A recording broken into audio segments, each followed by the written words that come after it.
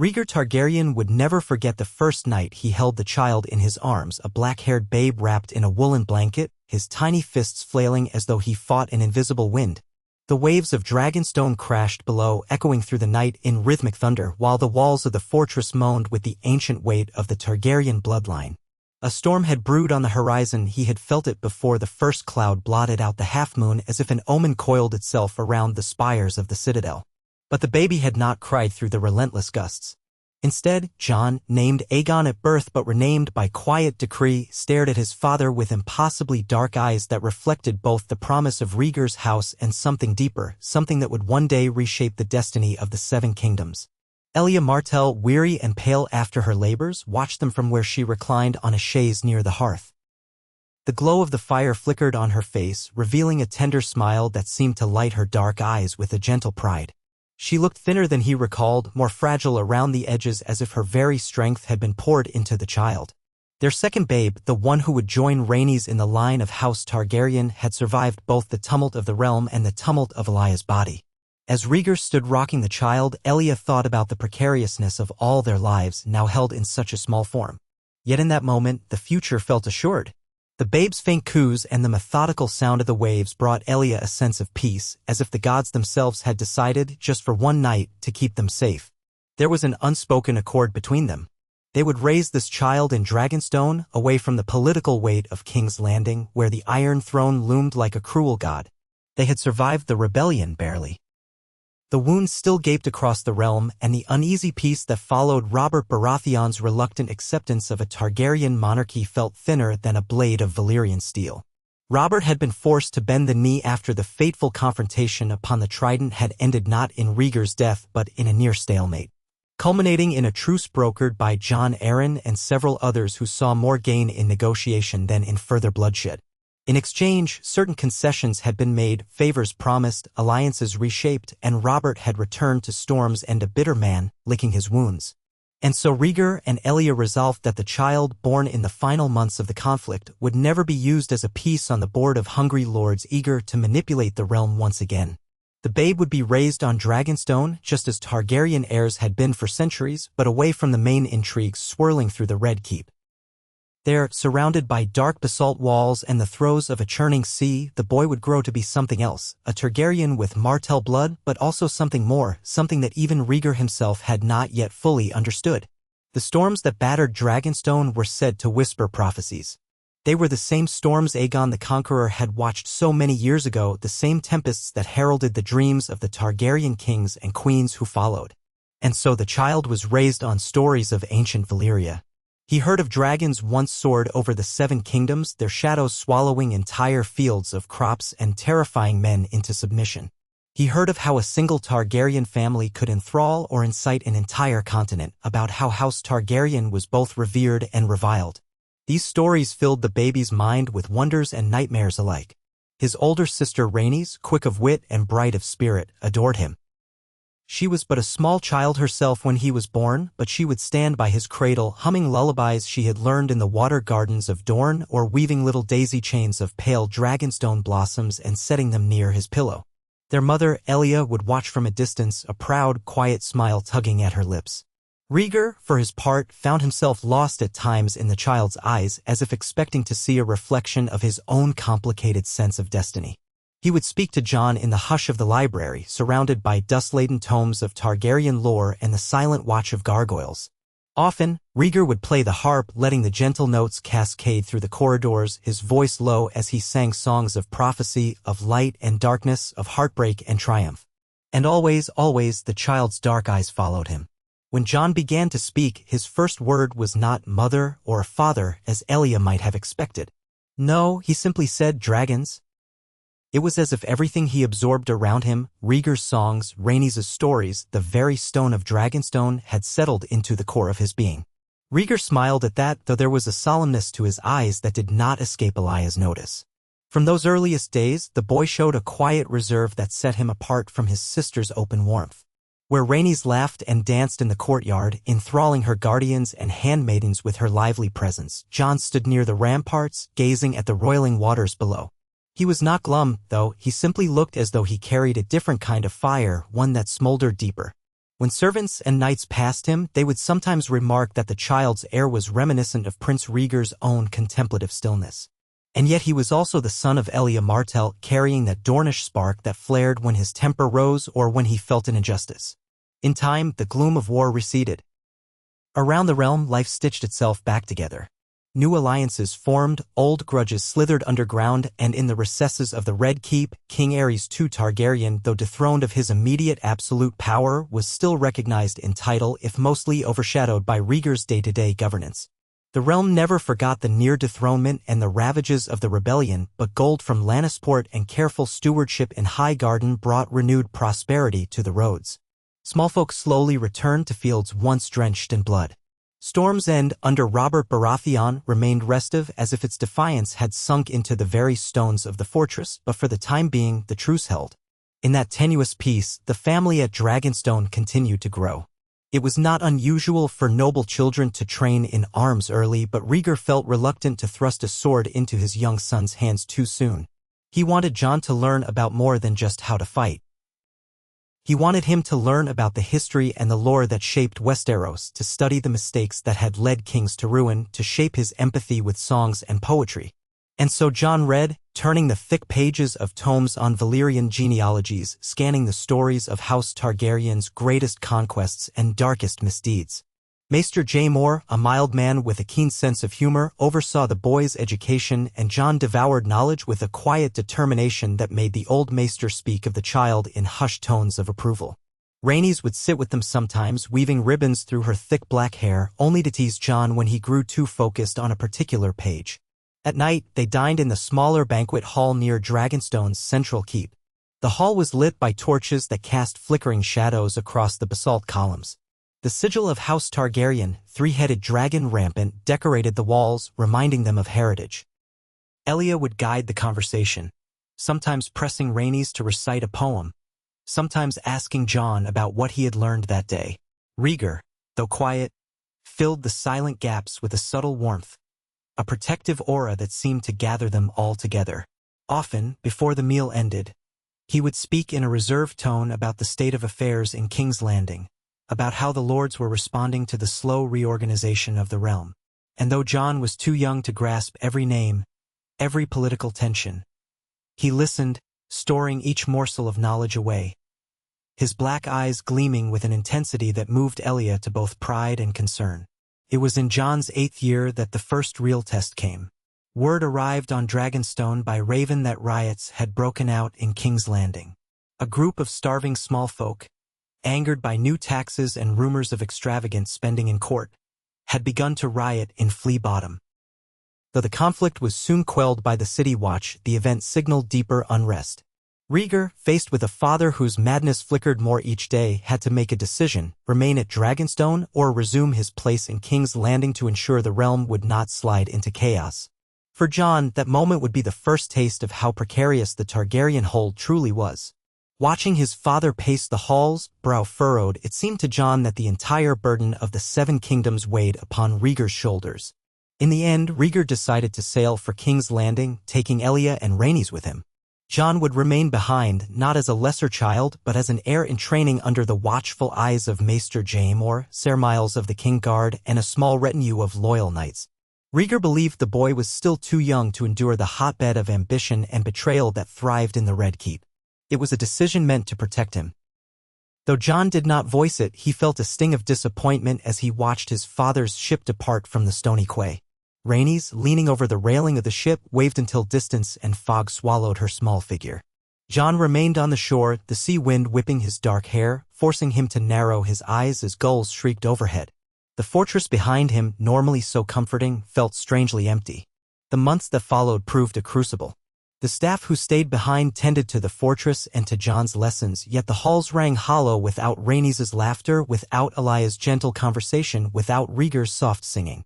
Jon immersed himself in reading, in practicing sword forms under Ser Miles's exacting eye, in learning how to sit a horse properly in the yard behind the fortress. Some days he would tire so completely from the rigorous training that he would collapse into bed without speaking a word to anyone. Other nights he would stand at the highest balcony, gazing across the sea at the distant shape of King's Landing, imagining the swirl of court life there, the intrigues and alliances, the masked resentments, all swirling around his family. The first letter arrived 2 months into their stay. Rhaenys wrote in a sprawling script about how grand the Red Keep was, how she had danced for the court at a small feast in the Great Hall, how the courtiers had clapped politely. She mentioned seeing her father in heated talks with Lord Varys and Lord Connington, and how their mother often looked worried but tried to hide it behind a brave smile. She ended the letter with a simple entreaty, "I miss you, Jon, but when you come, we'll see all this together." Clutching the letter, Jon felt a lump in his throat. In the privacy of his chamber, he traced the lines of her writing, imagining her bright face turned up to his. A swirl of longing and resolve tightened in his chest. Those lonely months forced him to rely on himself. Dragonstone's corridors seemed alive with echoes of footsteps. The flickering torches illuminated ancient tapestries depicting the Targaryens' victories, the forging of alliances by fire and blood. In the library, the dust motes spiraled in hazy sunlight, and Jon spent hours translating old texts on politics, military strategy, and the customs of distant Essos. Though he was only a boy, he wore a solemn expression, a self-contained calm that reminded Ser Miles of Prince Rhaegar in his youth, quiet yet fierce in his determination. A year passed before Rhaegar returned, and when he did, his face showed the burdens that had multiplied. Elia arrived with him, her graceful posture slightly stiffened by the tensions in court. Rhaenys leaped off the skiff first, running to embrace her brother. Jon bent to catch her in an awkward hug as a grin broke across his usually reserved features. The entire fortress felt lighter with their return, as if the sun had come out of a long eclipse. That night, they dined together in the small hall once again. The tension in Rhaegar's voice was palpable. He spoke of the small folk's dissatisfaction, how the treasury was strained, how rebellious whispers wafted from Storm's End, from Winterfell, from the Vale. King Aerys, still nominally on the throne, was rumored to be planning something drastic, though no one could quite ascertain what. The ephemeral hush that fell over the table made Jon want to ask 100 questions, yet he did not. He only listened, soaking in every word, every nuance. He realized that this was the path of a king's son, to bear the knowledge of discord yet remain calm, to sense the hairline fractures that threatened the kingdom but maintain composure. Through the next few years, this pattern persisted. Rhaegar would come and go, sometimes bringing Elia and Rhaenys, sometimes traveling alone to negotiate treaties or quell disturbances. Each time he returned, he found Jon grown taller, stronger, more adept in both scholarship and swordsmanship. And each time, father and son spent hours strolling along the ramparts or sitting in the garden courtyard, discussing the realm, its past, and its uncertain future.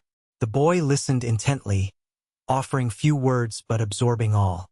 Even as a child, he had a kind of magnetic silence that invited confidence from others, and more than once Rhaegar found himself confiding in Jon matters he would not have told to others. When Jon reached his 12th name day, Rhaegar finally decided it was time for him to see King's Landing. By then, Jon had trained diligently under Ser Miles.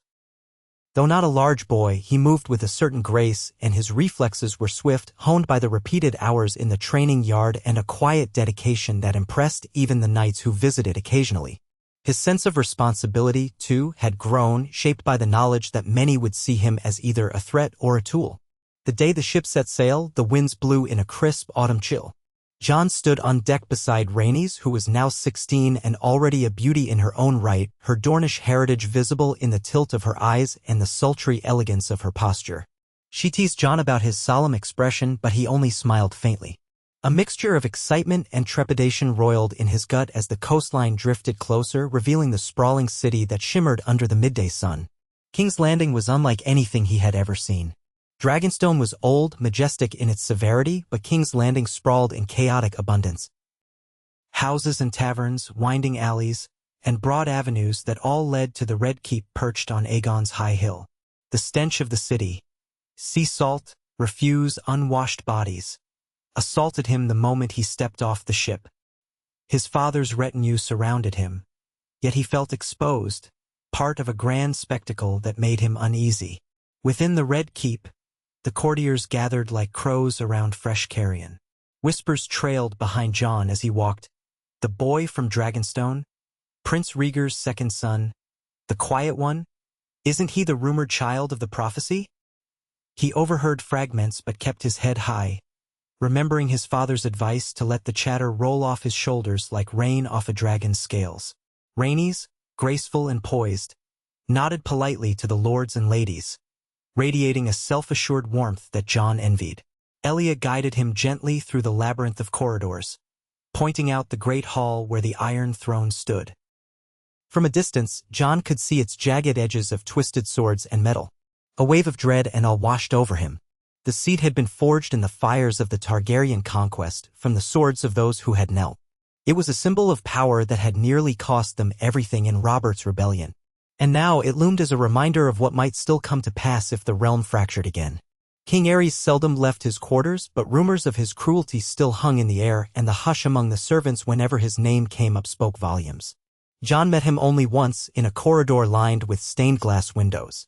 The old king, his hair sparse and white, glowered at the boy as if searching for a flaw in his visage. His gaze flickered over Jon's dark hair, a trait from his mother's side. Then a sharp, mirthless smile twisted his lips. He said nothing, continuing on in a swirl of red and black robes, a retinue of silent Kingsguard trailing behind. Jon could practically feel the tension left in the king's wake, as if the air itself bristled with malevolence. In the subsequent weeks, Jon was introduced at small gatherings and feasts, always near Rhaegar and Elia. He caught the sidelong glances from powerful lords and ladies, Mace Tyrell with his florid face and perfumed doublet, Tywin Lannister with cold green eyes that seemed to weigh him like gold on a scale, and other minor lords whose names blurred together. Each had their own angle, their own interest in the realm's future. Most were gracious on the surface, but Jon could sense the calculations beneath. Rhaenys guided him with whispered asides. "Be careful with that one, he's angling for a betrothal." Or, "That lady is known to carry tales straight to Varys." He nodded, storing each piece of advice, his silence becoming both a shield and a mirror, reflecting back what people wanted to see without giving away his own thoughts. It was during these feasts that Jon began to see his father in a new light. Prince Rhaegar was no longer just his father, he was the man who balanced the loyalties and animosities of a kingdom on the edge of a knife. The silver-haired prince moved among courtiers with grace, bestowing a faint smile here, a nod of acknowledgement there. To some he seemed distant, to others compassionate. But behind his purple eyes lay a burden. Jon saw how his father's face tightened after hours of pleasant conversation. He recognized the subtle ways Rhaegar tested each lord's sincerity, the way he angled his own words to avoid giving offense or creating new rifts. This was the Game of Thrones, and Jon was now a piece in it, albeit one his father wanted to keep safe. After the initial frenzy of introductions, life settled into a routine in the Red Keep.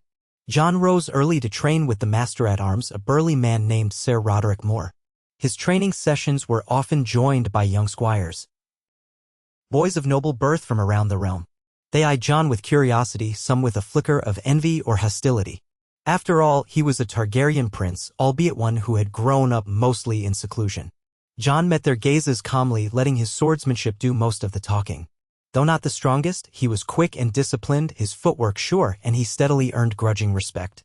In the afternoons, he studied with Maester Pycelle's underling, a timid man who taught him the intricacies of Westerosi law and the genealogies of the great houses. The dusty library smelled of parchment and old leather, a cocoon of silence broken only by the scratch of quills. Jon often found his mind drifting from the text to the intrigues swirling beyond those walls. The city below was a cauldron of ambition, and he sensed have every lesson in law, every note on genealogies was more than academic, it was knowledge he might need someday if the burden of ruling ever fell upon him. The more he learned, the more the weight of Targaryen history pressed upon his shoulders. Though Rhaenys teased him about brooding too much, Jon felt that the memory of the rebellion and the precarious victory that kept his father in power loomed over everything. Had events shifted slightly, Robert Baratheon might be sitting the Iron Throne, and Jon might have grown up as a nameless bastard or never been born at all. That knowledge sobered him, gave him a sense of quiet gratitude for the life he had, and also instilled a fierce loyalty to his father, who bore so much on behalf of their family. One day, while wandering the Red Keep's lower halls, Jon came upon a secluded courtyard he had not yet explored. It was a place of crumbling stone benches and creeping vines. There, in the center, he found Rhaegar, seated alone with his harp. Jon hesitated, caught between the urge to give his father privacy and the desire to join him. The soft chords drifted through the air like a lullaby meant for ghosts.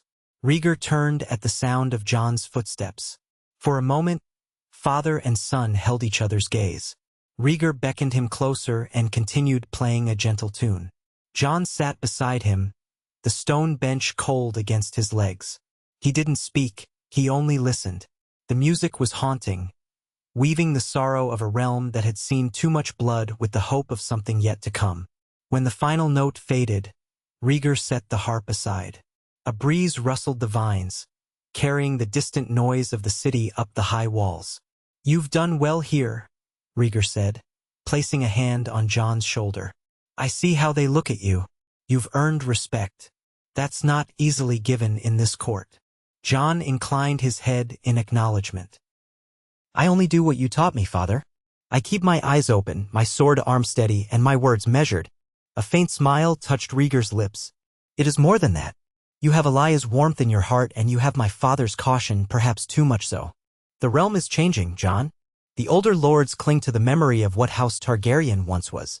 The younger ones look to the future, uncertain if the dragons can rise again or if their era has passed. There is a vacuum in that uncertainty, and many will try to fill it. You must be ready." Jon nodded, his mind flickering with questions about what it truly meant to be ready. Before he could ask, Rhaegar continued, his voice tinged with melancholy. "I once believed in a prophecy, Jon. About the prince that was promised, Azor Ahai reborn. My life has been shaped by that prophecy, for good or ill. But prophecies are tricky things. They can guide us or ensnare us. I don't know which it has done to me. Perhaps I have placed too heavy a burden on our family, believing in the songs of ice and fire. But you," he paused, searching his son's face. "You must find your own path."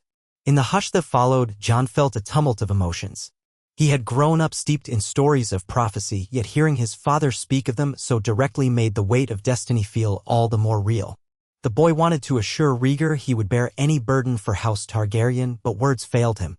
Instead, he placed his smaller hand over his father's. A silent vow passed between them. Time wore on, and Jon's presence in the Red Keep became a fixture. He accompanied his father and mother to councils, stood by Rhaenys at ceremonial functions. Quietly, he observed the interplay of House Lannister, House Tyrell, House Martell, and the royals. He listened when Varys whispered counsel to Rhaegar.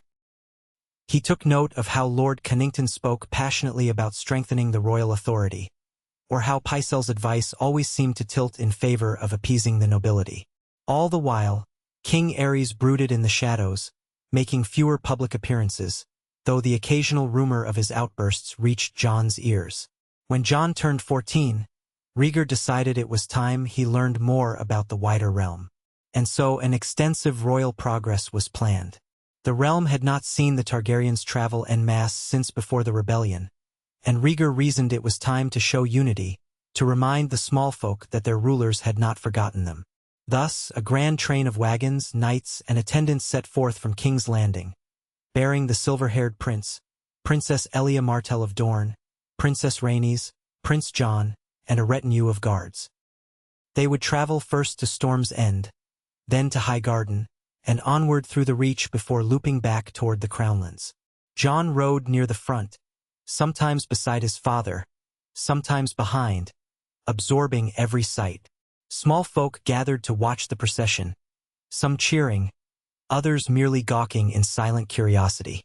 Fields stretched before him, dotted with peasants laboring, children chasing each other with sticks, old men dozing in the shade of an oak.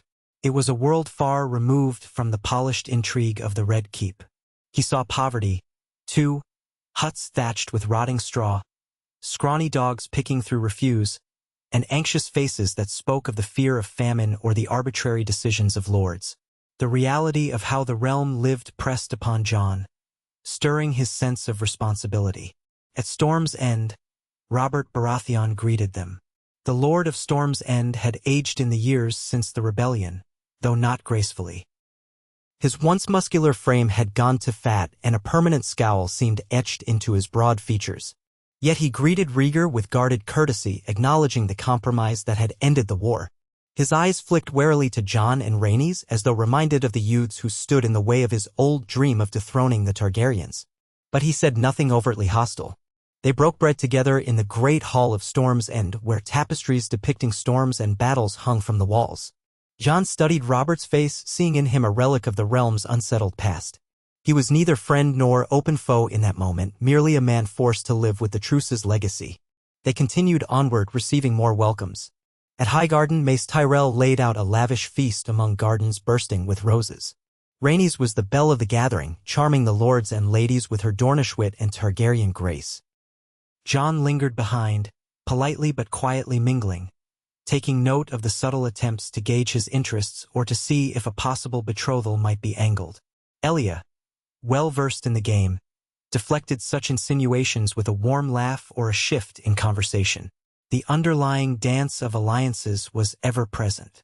It was during the return journey, after they had looped through parts of the Reach, that tragedy struck. An outbreak of sickness spread through the camps one night, a fever that raged among the soldiers. Jon felt the first wave of heat in his temples. Rhaenys collapsed the next day, delirious, and Elia rushed to her daughter's side, frantic. Rhaegar ordered the royal train to halt and established a makeshift camp in a broad meadow to isolate the sick from the healthy. The local maester was summoned, potions and poultices were administered. For a few days it seemed half the train might perish. Jon, burning with fever, drifted in and out of consciousness. He remembered seeing his father's worried face above him, hearing Rhaenys moan in the nearby tent, hearing his mother's voice in quiet prayer. The dryness in his throat was unbearable, his body shuddering with chills one moment and scorching the next. In delirium, he saw visions of a monstrous dragon, wreathed in flame and shadow, looming over an endless battlefield. He saw the Iron Throne melting like ice under a harsh sun, the swords running like liquid steel across the floor. He saw a wolf with burning red eyes howling at a blizzard that tore the skies apart. And then everything went black. He awoke sometime later to find his mother sitting by his bedroll, tears glistening on her cheeks. The fever had broken. Rhaenys was alive, though weakened. Many of the men-at-arms had not been so fortunate. The camp smelled of sickness and despair. Rhaegar stood in the corner, his shoulders tense with exhaustion. Jon tried to speak, but only a rasp emerged. Elia offered him water, and he drank greedily, the cool liquid easing his scorched throat. Over the next few days, the sickness subsided, though it left scars on morale. Rhaenys eventually opened her eyes, too, her voice weak but determined. Elia tended to her with tender relief, softly whispering Dornish lullabies.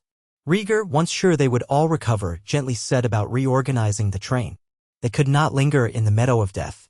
Soon, they continued their journey, though with fewer escorts and a somber cloud over their once grand pageantry.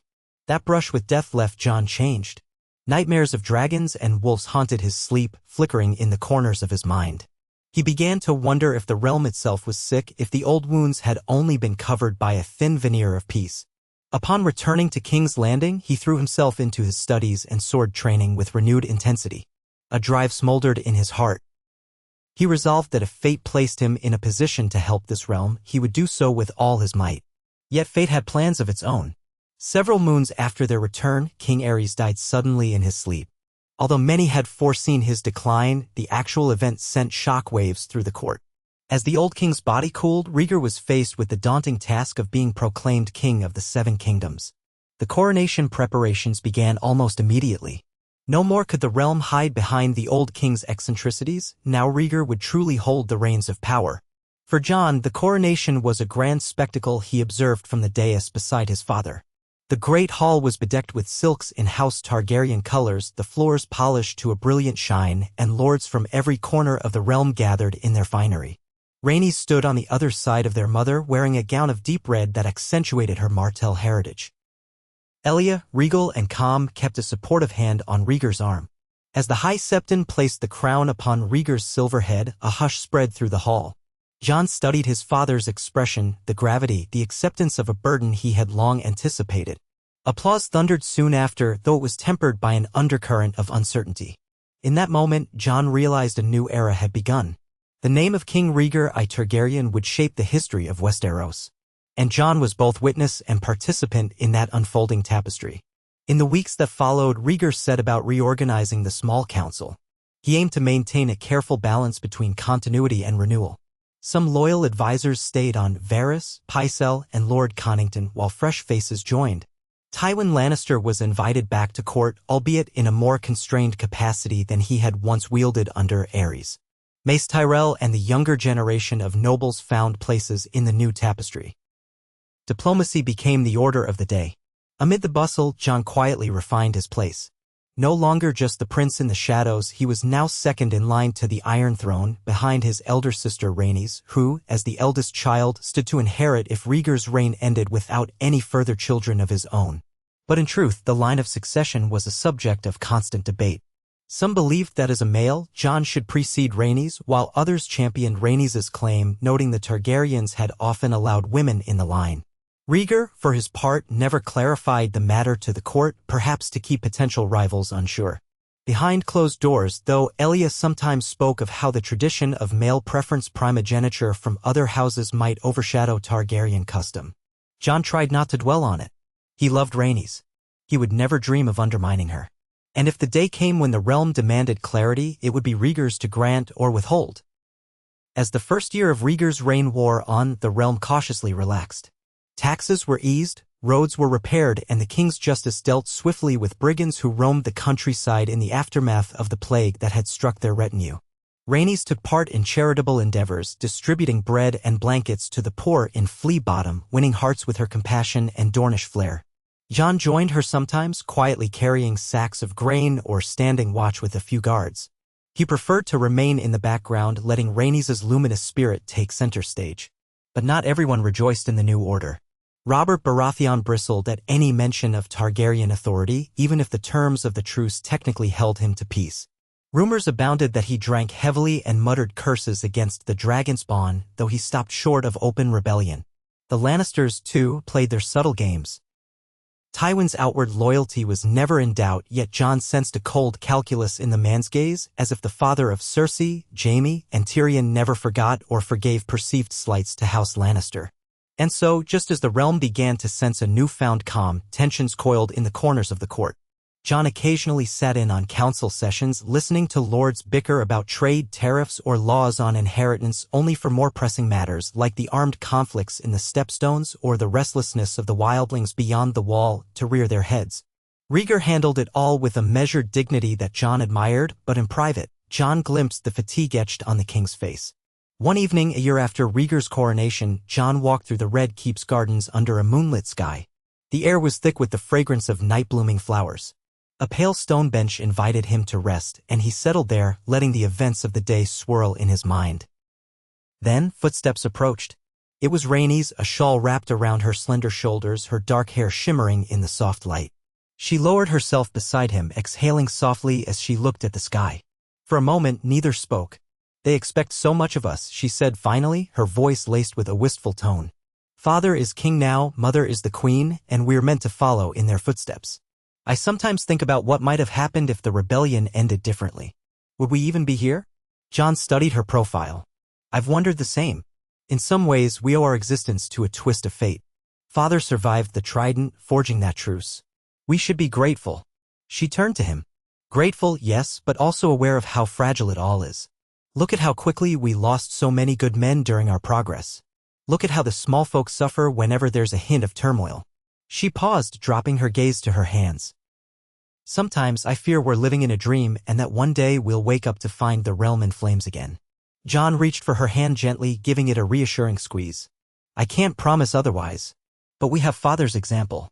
We can learn from his compassion, his sense of duty." Rhaenys nodded, a small smile emerging. "You always do that, remind me there's hope. You've changed, Jon. You're more confident. I see the way the lords look at you now. They respect you, and it's not just because you're Father's son. There's something in you, like a calm flame." Her words made Jon's cheeks warm. "I only do what I think is right.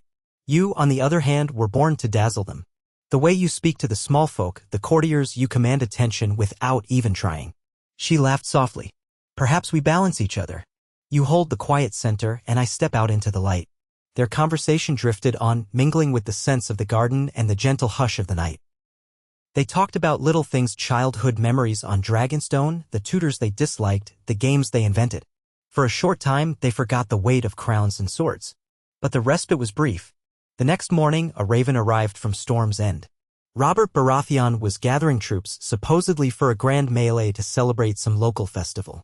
But the rumor carried the suggestion that he might be testing his strength, forging new alliances.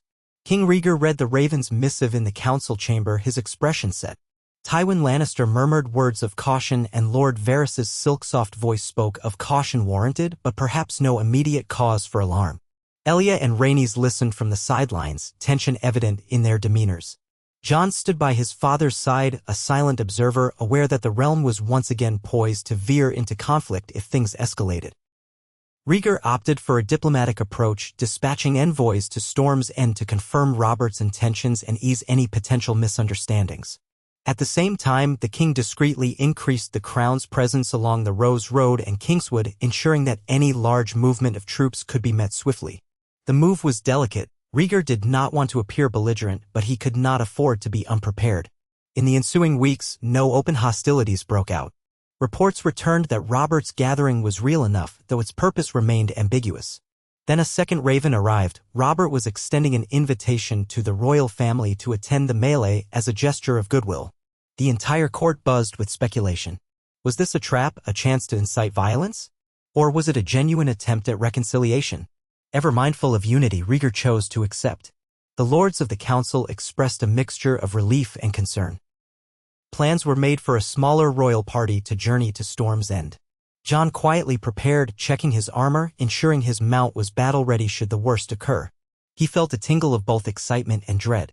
Rhaenys teased him, calling him the worried one, though her own eyes betrayed a flicker of apprehension.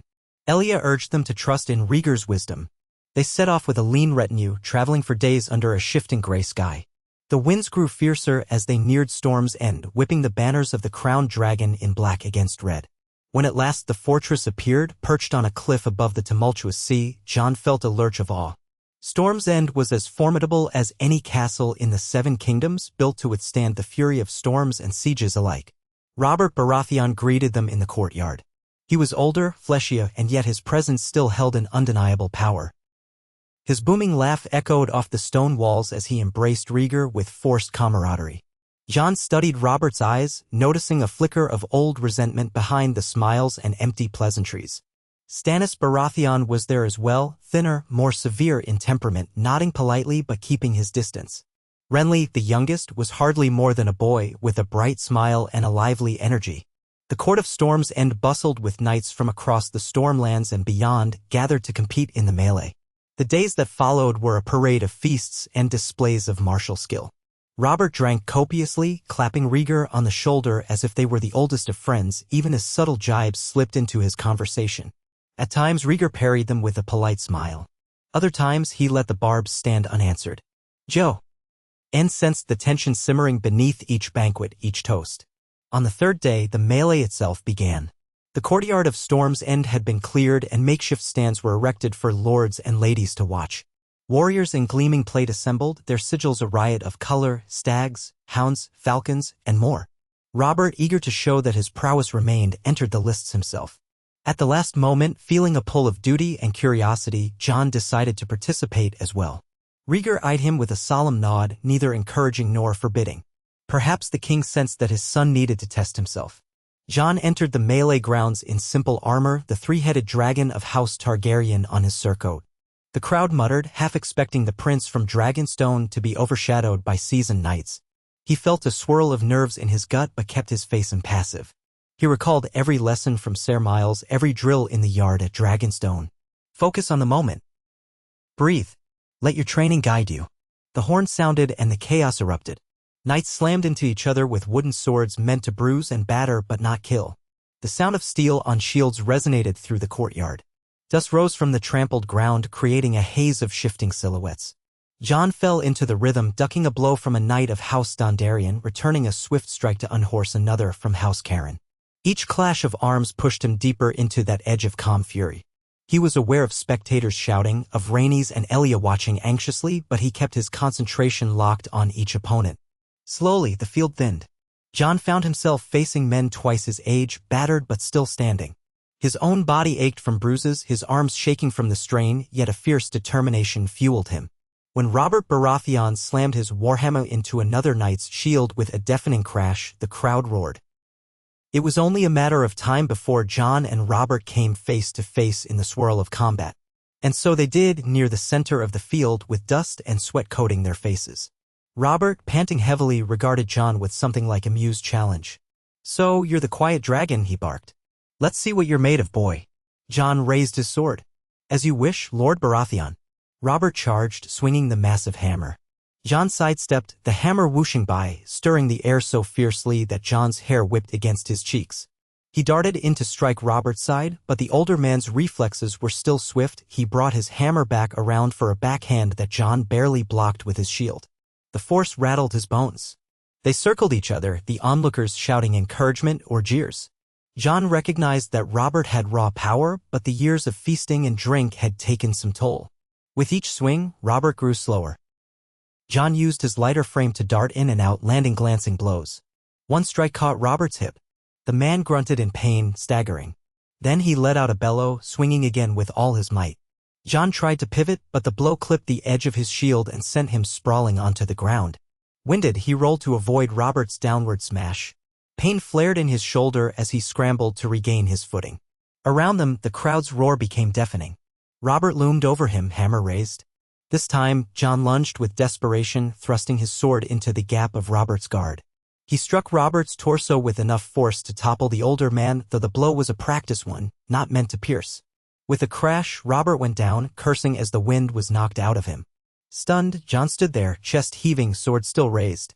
Robert Baratheon, the hero of the Trident, defeated in a melee by a 14-year-old boy. The courtyard fell silent for a heartbeat. Jon's ears rang with the memory of steel and the roar of the crowd. Then, in a burst of shouts, the onlookers erupted. Some booed, some cheered, and many wore expressions of shock. Robert lay on the ground for a moment, then let out a strangled laugh. "Well done, boy," he gasped, wiping sweat from his brow. "You've got your father's stealing you, that's for certain." Jon offered a hand, which Robert took, pulling himself up. A hush settled as Rhaegar and Elia approached. Rhaegar's face was neutral, but his eyes revealed pride. Robert, leaning on his hammer, cast Rhaegar a rueful grin as if to say, "Maybe your line is stronger than I thought." That victory, narrow and unexpected, altered perceptions in the courtyard and beyond. Jon Snow, the Targaryen prince who had been raised on Dragonstone, was no longer just a studious boy with a penchant for quiet. He had proven himself before the Storm Lord, the man who had nearly toppled the Targaryen dynasty. It was a moment that would be whispered about in feasting halls and training yards for years to come. That night, as the festivities wound down, Jon nursed his bruises in a dimly lit chamber. Rhaenys and Elia fussed over him, applying salves to his battered arms, while Rhaegar stood by, hands clasped behind his back. The king said little, but a slight upturn of his lips spoke volumes. Jon, wincing as a bruise on his ribs was touched, felt a simmer of pride beneath the pain. If only fleetingly, the victory in the melee seemed to ease tensions. Robert raised his cup that evening to toast the young dragon, and though his smile was somewhat forced, the gesture was public. In the fragile tapestry of alliances, every thread mattered. Perhaps it would do nothing to quell the simmering resentment in Robert's heart, but for now, the surface lay unruffled. They departed Storm's End the next day to polite farewells. On the journey back to King's Landing, Jon's mind churned with the significance of what had happened. Besting Robert in a melee was a symbol even if it was not outright warfare. It might bolster House Targaryen's legitimacy and show the realm that the dragons still possessed teeth. Yet Jon felt the unspoken question, was it enough? The realm remained a mosaic of loyalties, ambitions, and grudges. Rhaegar's rule was young, and enemies lurked in the shadows, waiting for the right moment to move. Upon returning to King's Landing, life resumed its courtly rhythm, though news of Jon's victory spread quickly. He found new respect among the knights and squires in the training yard, along with sharper scrutiny. Some whispered that he was protected by prophecy, that his father's devotion to arcane lore had somehow blessed him. Others attributed it to luck or a cunning strategy. Jon tried to shrug off both praise and suspicion, focusing instead on his duties. The months that followed were an exercise in balancing acts. Rhaegar worked tirelessly to promote stability, forging marriages between houses, resolving inheritance disputes, and navigating the labyrinth of trade agreements. Jon played his part, attending councils when invited, observing, sometimes offering measured suggestions. Rhaenys continued to captivate hearts among the nobility with her wit and compassion. Elia, ever dignified, stood as a calming pillar in the Red Keep. Yet through it all, Jon felt a looming presence, the sense that a larger trial awaited them. He recalled his fever dream visions of dragons and wolves, of a savage blizzard overshadowing the land. Sometimes late at night he would pore over old manuscripts in the library, seeking references to the Long Night, to Azor Ahai, to the prince that was promised. The pages spoke of an evil that once came from the far north, how the last hero rallied mankind to fight against the darkness.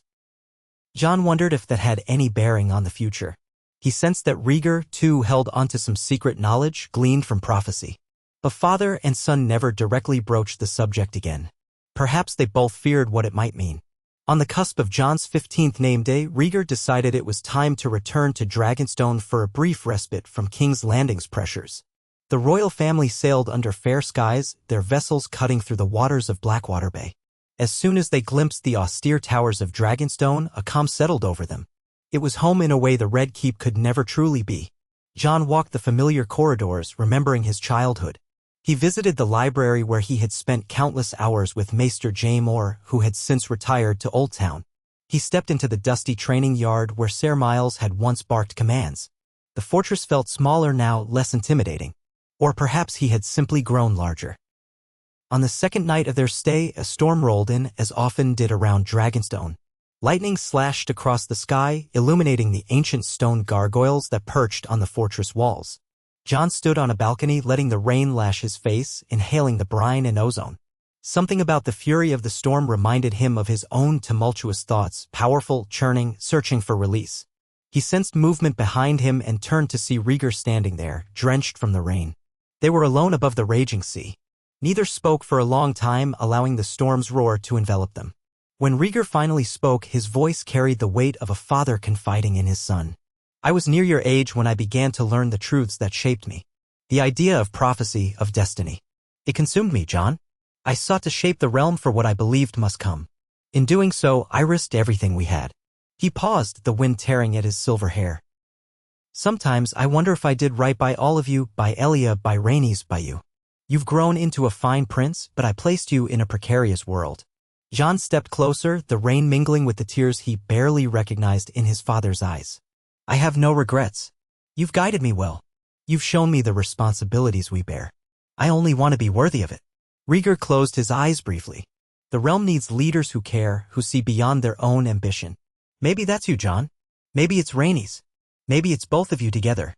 A faint flash of lightning illuminated his face, revealing the deep lines of concern. My dream has always been of a better world, one where the darkness from beyond our borders cannot harm us. We are Targaryens, yes, but we are also the protectors of the realm, all who dwell in it. Never forget that.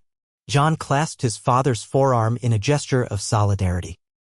The storm continued to rage, but in that moment, father and son stood united against whatever tempests would come, be they from the hearts of men or from some distant, ancient terror. They lingered in Dragonstone for another fortnight, battered by storms, but finding in that tumult a strange peace. Each lightning strike reminded Jon of the old magic rumored to run in Targaryen veins. Each crash of thunder felt like a promise that the gods had not finished shaping his path. He wandered the halls at night, recalling how, as a babe, he had listened to the sea's lullaby. His mother's voice from a distant memory enveloped him in warmth, a promise that there was safety in love, even if the realm was uncertain. When they finally returned to King's Landing, life resumed its measured pace. But Jon felt a renewed determination. He threw himself into his duties, training, and studies with a quiet fervor. Rhaenys teased him about his seriousness, but sometimes when she looked at him, he saw her own resolve mirrored in her eyes. They both knew a new generation of Targaryens was coming into its own. And if the realm would remain whole, if the dragons were to guide and not devour, they had to be ready. Months turned to years. Whispers reached them of troubles in the north, raiders crossing the wall, the Night's Watch stretched thin. The royal court debated sending men, but resources were equally needed to police the stepstones where pirates threatened trade. Tywin Lannister pressed for a show of force in the west, while Mace Tyrell wanted more coin allocated to rebuilding local roads in the Reach. Tension smoldered across the board. Yet King Rhaegar remained steady, balancing each concern, refusing to be goaded into recklessness. All the while, Jon observed, served, and learned. His reputation blossomed, thoughtful, measured, respectful to the highborn and the low. He sparred with the best knights, read the thickest tomes, and learned the art of statecraft from his parents. His bond with Rhaenys and Elia deepened, forming a tight-knit family that, for all their regal obligations, still cared for one another with genuine affection. Some nights he remembered the day he had left Dragonstone as a child, watching his father's ship vanish into the mist. He recalled the loneliness that had filled the halls. Now, as he stood in the Red Keep, surrounded by bustling courtiers and a realm that looked to him as part of its future, he realized how far he had come. Yet the quiet child from Dragonstone lived on inside him, reminding him of the storms outside and the storms yet to come. And so, the story of Jon Targaryen, once known quietly in his earliest days as Jon Snow, continued. Raised in Dragonstone by Rhaegar and Elia, tempered by lessons of war, politics, and prophecy, he prepared himself for whatever fate the gods had in store. In his dark eyes, one could see the reflection of sea storms and dragonfire, of Dornish resilience and Targaryen mystique. Whether he was the prince that was promised or simply a boy who bore his father's hopes, the realm would know his name. And someday, perhaps, they would recall the quiet storms that brewed in the mind and heart of the Targaryen prince who had bested Robert Baratheon, who cared for the small folk as well as the noble, and who bore, in his soul, the promise of both ice and fire. Jon began to notice the rhythm of life in the Red Keep shift around him. He was no longer a child, though still not quite a man, and the courtiers who once patted his head or dismissed his presence now approached him with measured caution or subtle deference. He was a prince of the blood, second in line behind Rhaenys in a Targaryen succession that King Rhaegar deliberately kept ambiguous. Whispers still circled regarding who would be named the true heir, but to Jon, such distinctions mattered less than the duty he felt pressing ever harder on his shoulders. He thought often of that stormy night at Dragonstone when Rhaegar had spoken of prophecy and destiny, how it could shape men or mislead them, how it could carry them to triumph or drag them into tragedy. Jon wondered which thread the gods might be spinning for him. He threw himself wholeheartedly into serving his father's reign. He was present at important audiences even if he mostly listened. He spent hours in the library, studying maps of the Seven Kingdoms and beyond, reading accounts of the first men and the ancient heroes said to have fought a darkness from the far north. He learned the genealogies of all the major houses and many of the minor ones as well. He found the traditions of the north particularly compelling. Their belief in the old gods, their quiet resilience, and their vow-bound knights watch perched on a colossal wall. He sometimes reread the same lines about the long night, a winter that lasted a generation, and the others who came with it, tall wraiths with icy blades. Part of him dismissed these tales as legends. Another part, remembering his fever dreams of wolves and swirling snow, felt a faint stirring of dread.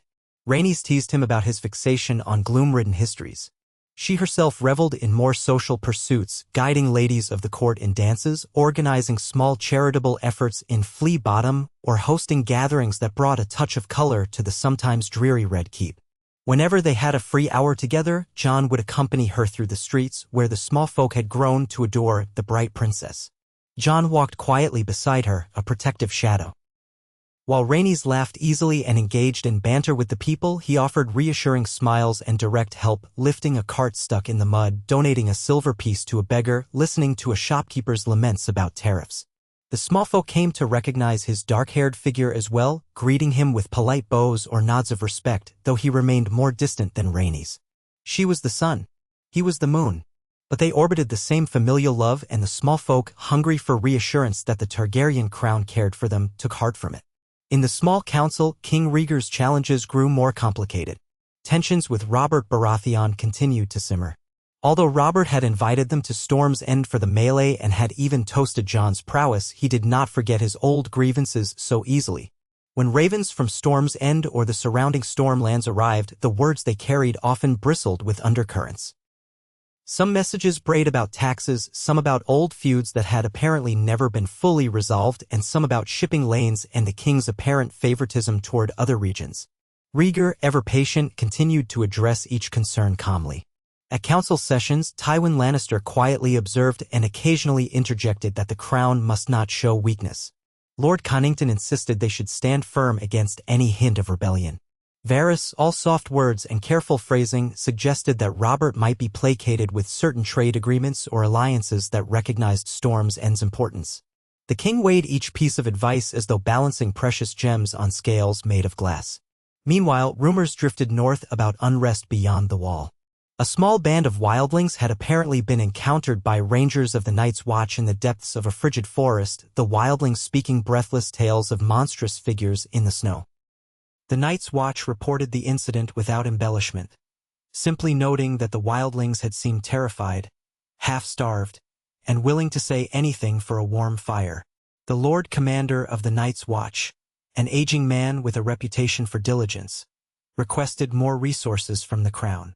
The realm's official position, supported by the Master of Coin and others, was that the watch was already adequately funded, even if their tasks were onerous. King Rhaegar, mindful of the crown's stretched coffers, sent only a modest increase, but he also kept the matter on the agenda, unwilling to ignore any spark of threat. Jon privately studied every letter that arrived from the wall, remembering the old tales, yet reluctant to jump to conclusions about ancient evils returning. The royal family settled into what passed for normalcy in King's Landing. Elia Martell, though never as robust in health as some ladies, managed her role as queen with serene grace. She corresponded frequently with Dorne, maintaining the bond between House Martell and the crown. She also took it upon herself to ensure that Rhaenys and Jon had a varied education that included not just martial and political training, but also the philosophies of the East and the cultural traditions of other Westerosi regions. Jon immersed himself in these readings, often marveling at how the stories and beliefs of different lands both contradicted and harmonized with one another. When Elia led small gatherings in her solar where traveling singers performed ballads or scholars read from manuscripts, Jon would stand quietly at the edges, absorbing every note, every word. Sometimes during these tranquil times, Jon remembered how his father had described King's Landing during the war. Half destroyed, reeling from famine, strife, and the mad king's cruelties. To see it now, bustling with commerce, its guilds revitalized, its streets carrying the bustle of merchants from across the narrow sea, was to see a city reborn under King Rhaegar's measured rule. Jon felt proud of his father's accomplishments, even as he recognized the undercurrents of tension that ran beneath the surface.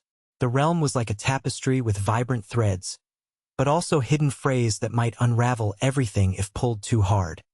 He was 16 when a development involving the North finally allowed him to visit that distant land he'd read so much about. One crisp morning, as the city awoke under a pale autumn sun, a raven arrived from Winterfell. Lord Eddard Stark wished to come south to pay homage to the new king in person, alongside his family. The letter spoke of renewing the North's loyalty, discussing potential trade expansions for fur and timber, and ensuring that House Stark stood firmly by the throne's side. Something about the straightforward language resonated with Jon. He had heard that the Starks were blunt, honorable folk, not prone to subtlety or deception. King Rhaegar welcomed the proposal and invited the Northern Lord to King's Landing. But to Jon's surprise, not a fortnight later, another raven arrived. Eddard Stark instead invited the king or one of his highest representatives to Winterfell to see for themselves the fortress that had long guarded the north. He spoke of forging a deeper bond by sharing hospitality on northern soil. Rhaegar, his eyes warming at the letter, decided that it was a good sign of trust. And so he announced that Prince Jon would represent the crown, traveling north with a small retinue to meet Lord Eddard Stark at Winterfell and discuss the matters at hand. Jon's heart raced at the prospect. He had never set foot beyond the Crownlands, Storm's End, the Reach, or Dragonstone. The North was fabled to be harsh, immense, and steeped in traditions older than King's Landing itself. Rhaenys would remain in the capital, to assist Rhaegar and Elia with ongoing duties. But she teased Jon about bundling himself in furs to avoid freezing. He packed carefully, choosing a modest set of traveling clothes and a heavier cloak lined with wolf fur. A small guard accompanied him, including Ser Miles, recently returned to court for a visit, and a handful of loyal knights. Maester Pycelle's assistant provided letters of introduction, though Pycelle himself, being old and disliking the cold, offered only a short farewell. They set out on horseback, crossing the rolling lands that turned gradually from fertile fields to sparser stretches where the wind had a sharper bite. The journey took weeks, but the king had allowed them ample time. Jon found himself exhilarated by the changing landscape, the vastness of the countryside, the villages that appeared sporadically. At each stop, the local lord or knight welcomed them, offering hearty meals and stabling for their horses. Jon took the opportunity to speak with small folk whenever possible, gleaning a sense of what life was like in the North's fringes. Their speech was softer, more weathered, and their manner was polite but reserved, as if waiting to judge his character before opening up. Eventually, the land grew colder, the roads leading ever northward. Pine forests closed in, tall and dark, their scent earthy and bracing. Snow began to dust the ground, first in patches, then in a thin blanket that reflected the pale winter sun. Jon breathed in the cold air, feeling it tingle in his lungs. There was a stark beauty to these environs that stirred him, an echo of the ancient stories. He sensed an older power here, something tied to the old gods worshipped in weirwood groves. Remembering his father's warnings, Jon kept a hand near the hilt of his sword and instructed Ser Miles and the knights to stay vigilant, though they had not encountered any danger beyond the usual threat of bandits on the road. When at last they spotted Winterfell, it rose from the snowy plains like a sturdy gray fortress, thick walls and tall towers surrounded by a wide moat and steaming hot springs. Jon admired how different it was from the airy spires of the Red Keep or the forbidding basalt of Dragonstone. Winterfell looked like it had grown out of the earth itself, ancient and resolute, as though it had stood for thousands of years and would stand 1,000 more. Guards bearing the dire wolf sigil of House Stark greeted them at the gates, and the great portcullis lifted to admit them into a courtyard bustling with activity. Stable boys rushed forward to take their horses. A pair of gray-furred hounds barked, tails wagging, as they sniffed around the new arrivals. Lord Eddard Stark descended the stone steps to greet Jon personally. The Northern Lord was lean, with a solemn face and gray eyes that seemed to hold quiet kindness. He wore practical woolens and leather, unadorned except for the Stark sigil on his cloak. Beside him stood his wife, Lady Catelyn, a Tully by birth, whose auburn hair was neatly braided. She inclined her head graciously. Their children fanned out around them, Robb, a boy a few years younger than Jon, Sansa, a shy girl with bright auburn locks, Arya, who peeked from behind her mother with curious gray eyes, Bran, only a small boy clutching his father's hand, and even a swaddled babe that Catelyn held, whom Jon would later learn was named Rickon. Each child bore some mix of Stark solemnity and Tully coloring. "Prince Jon," Ned Stark said, bowing slightly, "Winterfell welcomes you. I trust your journey was safe? We've made arrangements for you and your men to warm yourselves with hot soup and fresh bread, and your rooms are prepared." "Thank you, Lord Stark," Jon replied, dismounting carefully. The cold nipped at his face, but the warmth of the castle's presence countered it. "My father sends his regards. He regrets not being able to come himself, but the realm's business is unending." Ned offered a faint smile. "We understand duty in the North. You honor us by your visit." Jon felt the sincerity in Ned's voice. This was not a man prone to empty flattery. He liked him already. He allowed a stable boy to lead off his horse, and soon he was ushered into the main keep, where the hall radiated the comfort of fires crackling and numerous hearths. Servants hurried about with trays of warm drinks, and the smell of roasting meat permeated the corridor. Jon's breath still fogged in the cool air, but he sensed that within these walls, the Starks' hospitality would keep any visitor from freezing. As the evening settled, a small feast was held in Jon's honor. The high table was set with trenchers of bread, roast venison, turnips sweetened with honey, and flagons of spiced ale.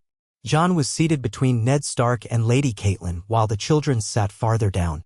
Conversation turned to matters of the North, the approach of winter, the storied prowess of the Stark bannermen, the direwolves once said to roam the forests beyond the wall.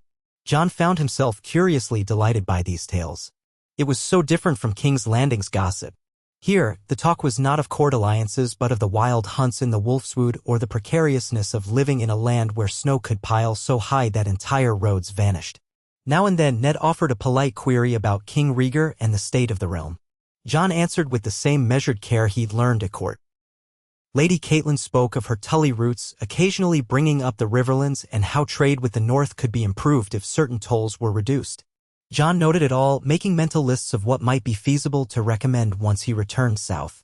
Throughout the feast, Jon caught the curious gaze of the Stark children.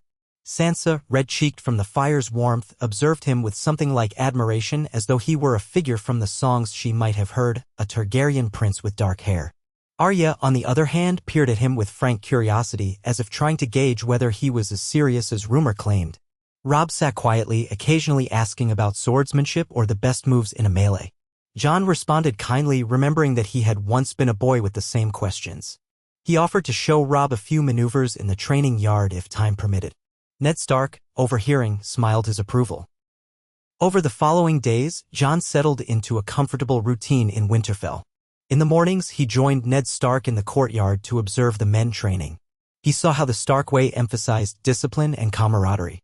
Northern knights lacked the polish and pageantry of tourney knights in the south, but their practicality was impressive. They trained in heavier furs, used simpler swords, and they sparred relentlessly in the biting cold without complaint. Jon felt a kindred spirit in that dedication. He joined them in sword practice, and though the Northmen were at first wary of going too hard against a royal prince, Jon's calm insistence that they not hold back earned him respect. He dueled with some of their best men, forging a bond that only the clash of steel can create.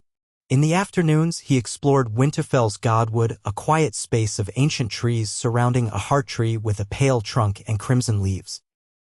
The weirwood's face had been carved centuries ago, and its expression was solemn, almost mournful. Jon stood beneath it, gazing up at those blood-red leaves, the reflection of red in the nearby pool. He sensed an old presence there, something beyond words.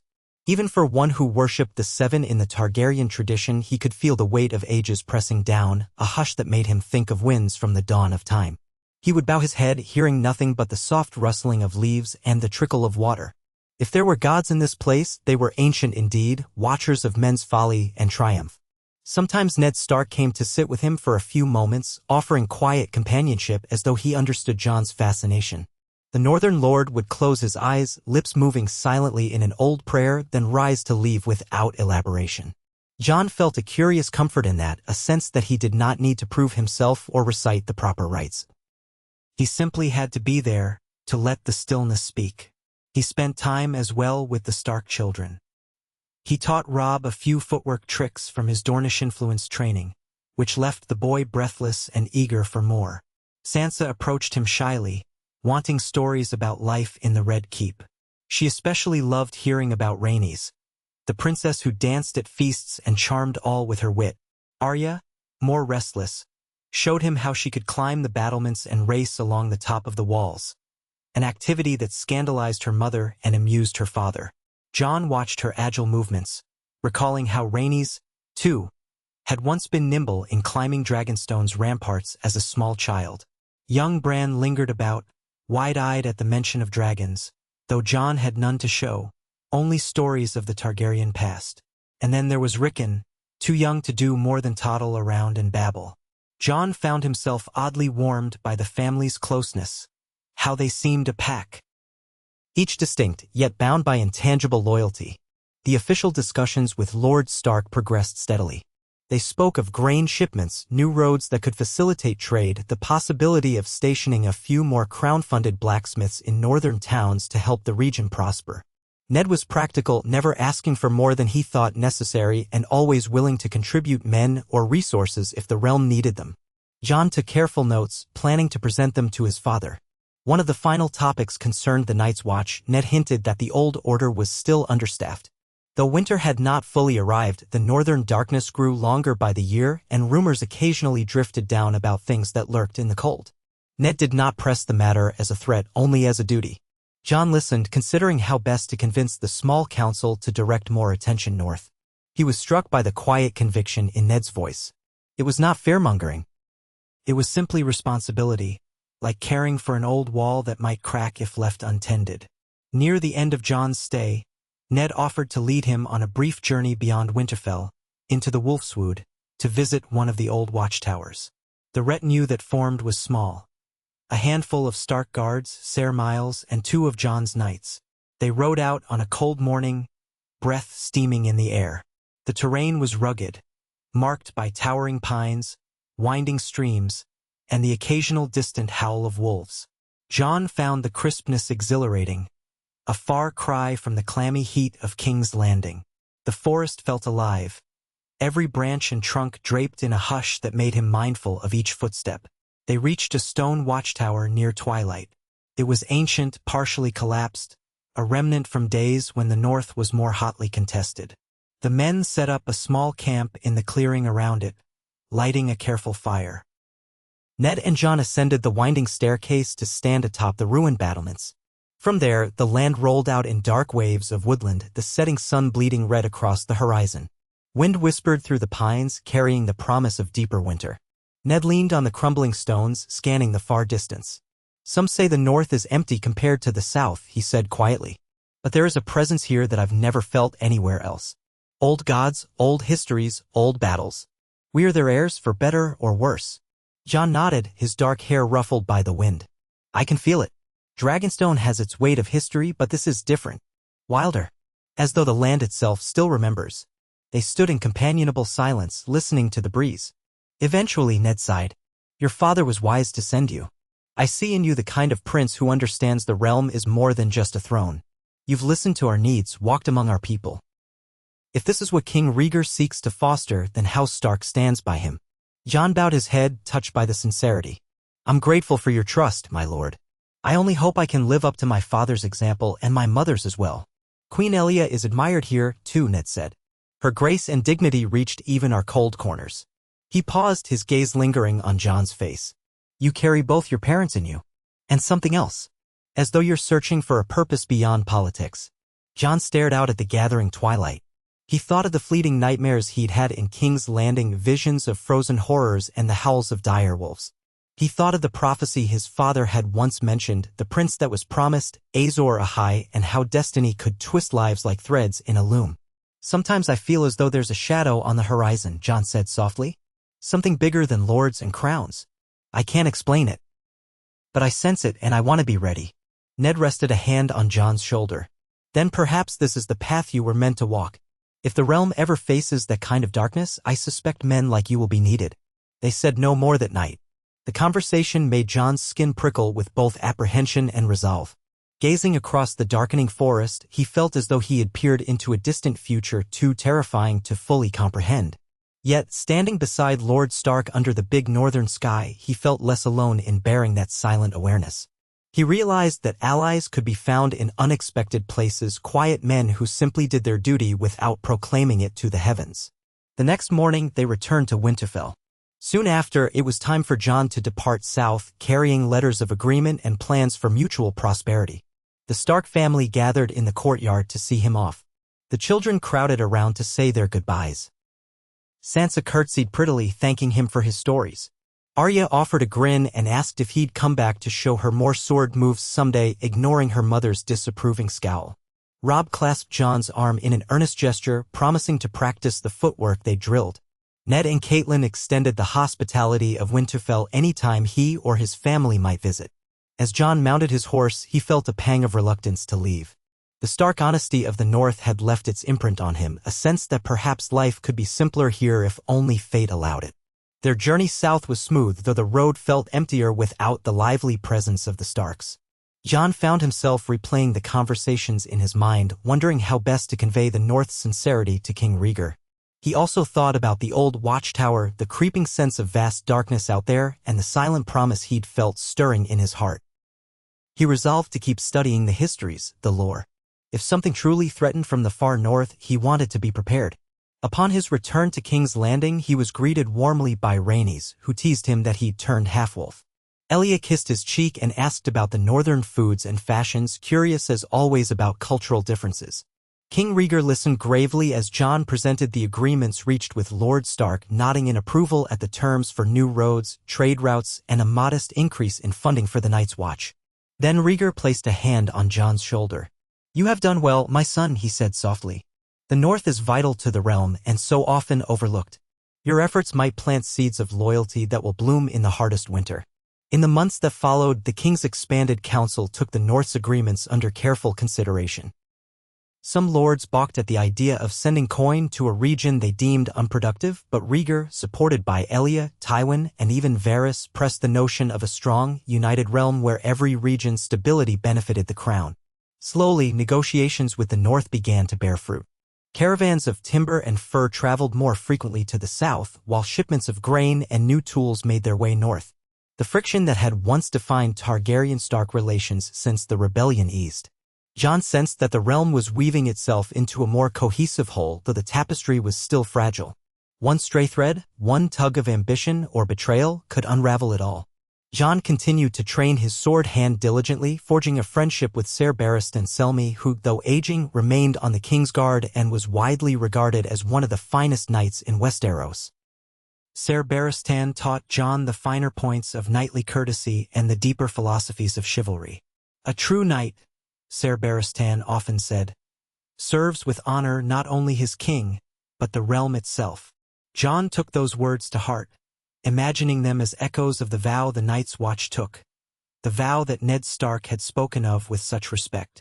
Meanwhile, Rhaenys came of age, blossoming into a poised young woman whom many sought to court. Offers for her hand arrived from all corners.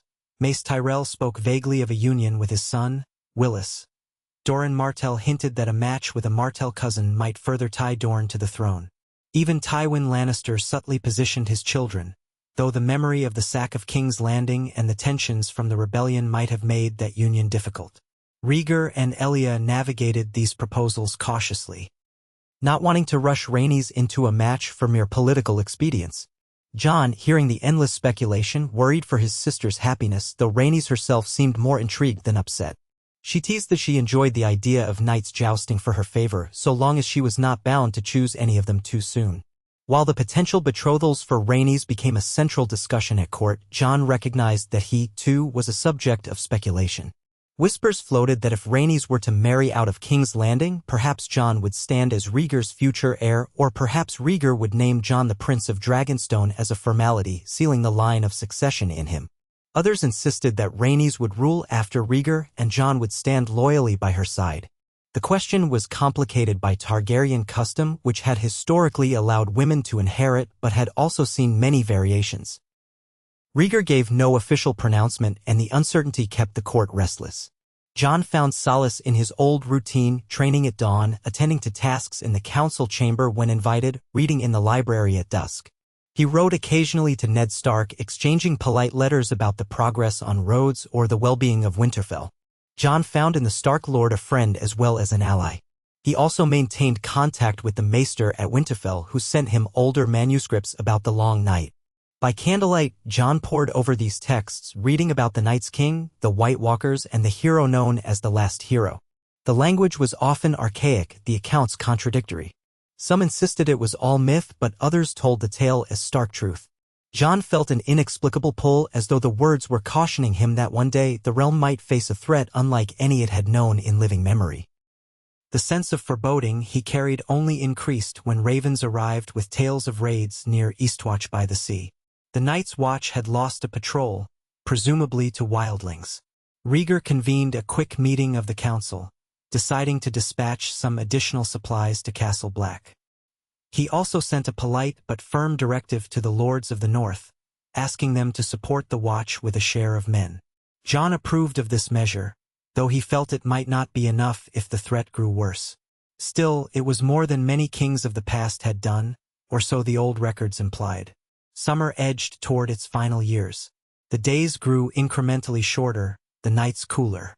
In King's Landing, the shift was subtle, but Jon remembered the talk in Winterfell, that the North could read the changes more acutely, that the White Ravens from the Citadel would soon declare a new season.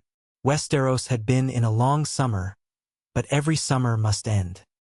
Jon sometimes gazed over the city from a high balcony, imagining how it would look under a cold sky. If winter truly came with the force of old stories, the realm might see hardships unmatched in recent history.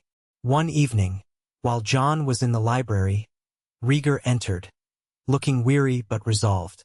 The king closed the door, glancing around the silent shelves filled with scrolls and tomes, as if wary of eavesdroppers. He invited Jon to walk with him among the stacks. Golden candlelight played across the king's features, accentuating the silver of his hair and the faint lines that worry had etched on his brow. "Jon," Rhaegar said softly, "there is something I must speak to you about.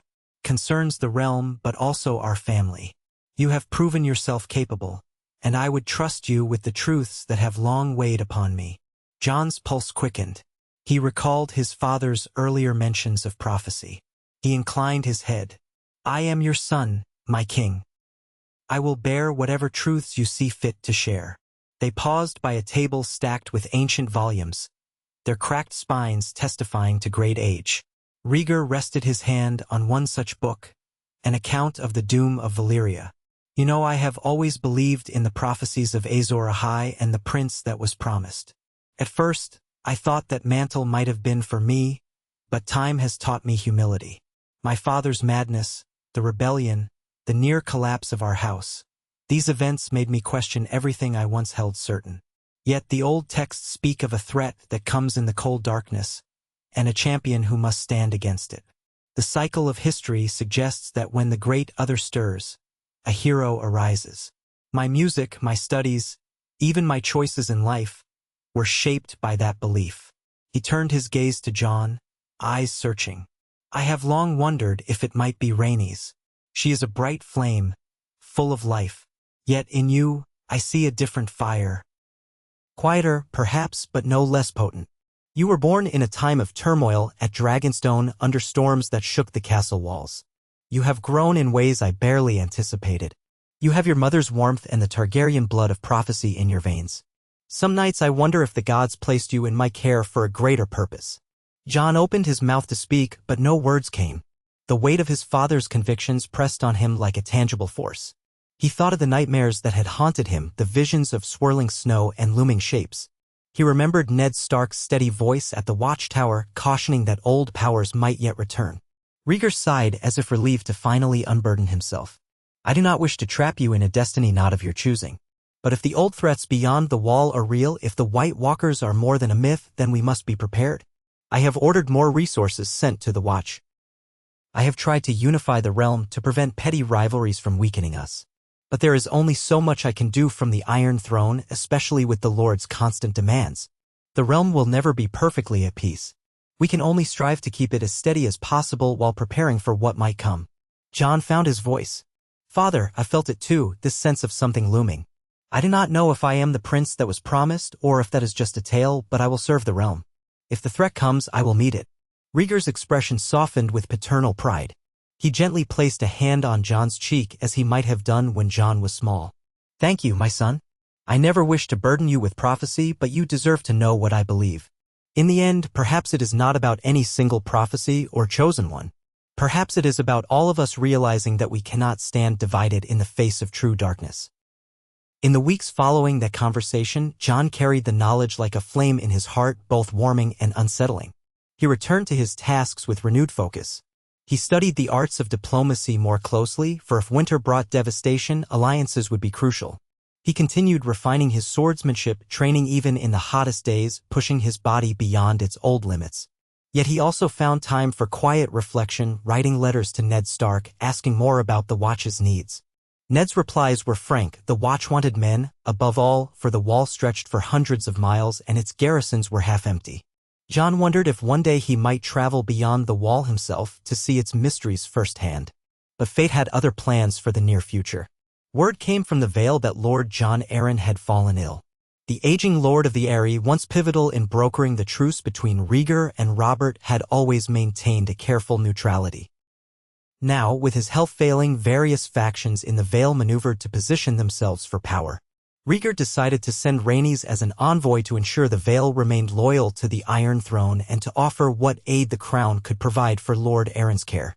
Rhaenys, thrilled at the chance to prove herself in a diplomatic role, prepared eagerly. Elia insisted on accompanying her daughter for part of the journey, though she would remain in safer lands if the Vale's mountain passes proved too treacherous. Jon felt a twinge of protective concern for his sister. He knew she was more than capable of charming the Vale's lords, but the region could be perilous. The Vale was mountainous, its lords often proud and quick to take offense. Yet Rhaegar's logic was sound. Rhaenys had a warmth and grace that would likely soothe any tensions, and the presence of Elia Martell, renowned for her gentle wisdom, could reinforce the message that the crown came not to command but to listen and assist. Besides, Ser Barristan and a contingent of reliable knights would accompany them. As Rhaenys departed King's Landing, Jon stood on the docks, watching her ship sail away up the Blackwater Bay, bound for Gulltown. She waved from the deck, her long black hair trailing behind her in the sea breeze. Jon raised a hand in farewell, heart-twisting with the ache of parting. They had never been separated for long.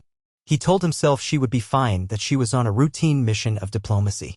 Yet he could not dispel a subtle sense of unease, as though every corner of the realm now hid the potential for conflict. The weeks crawled by in her absence. Jon immersed himself in the tasks left behind, settling petty disputes among the smaller lords, overseeing the training of new recruits for the city watch, reading fresh reports from the north.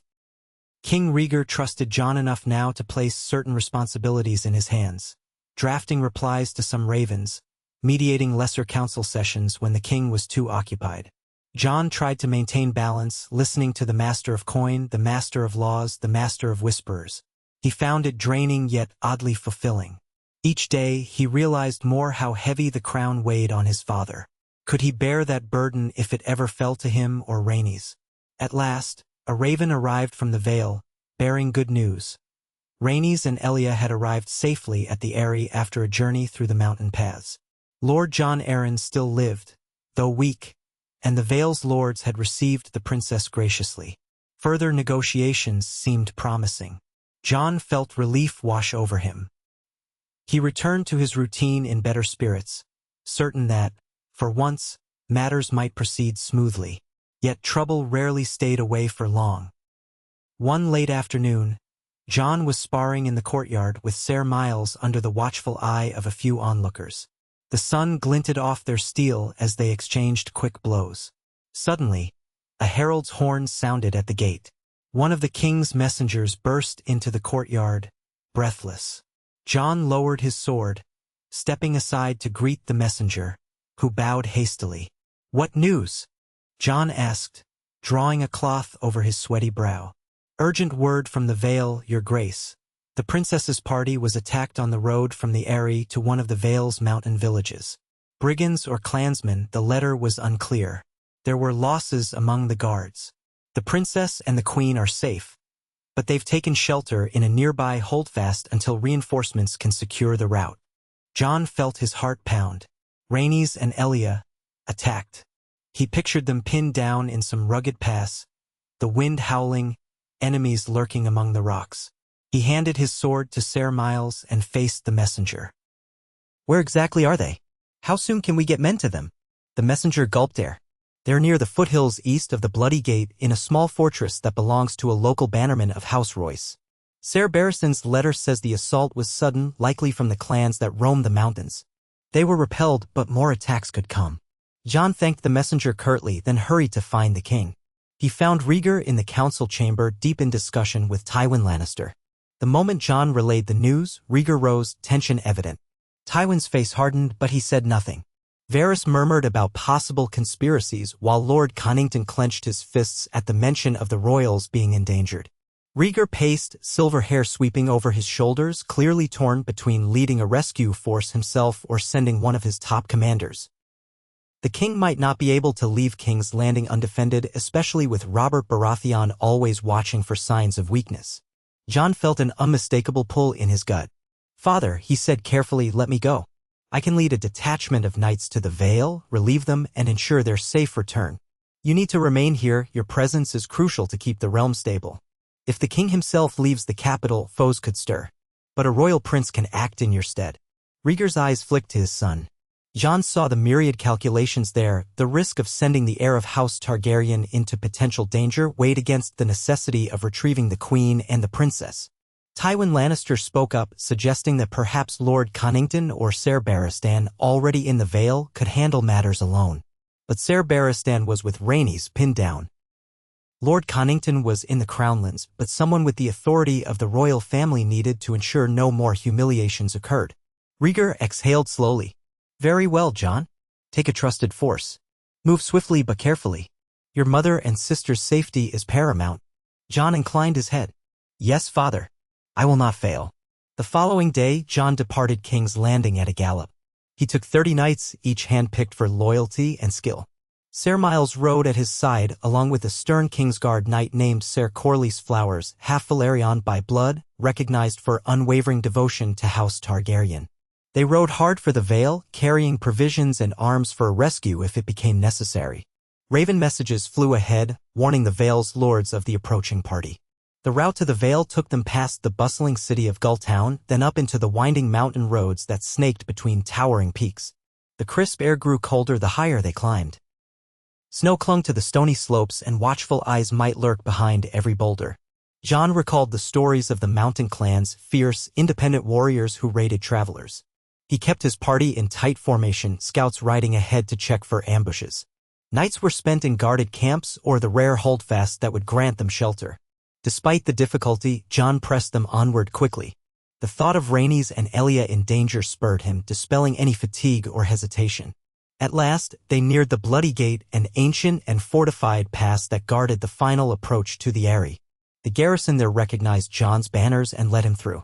Beyond, the mountain paths twisted precariously. Only after another day's ride did they reach a small fortress perched on a rocky outcrop, flying the banner of House Royce, iron runes on a bronze field.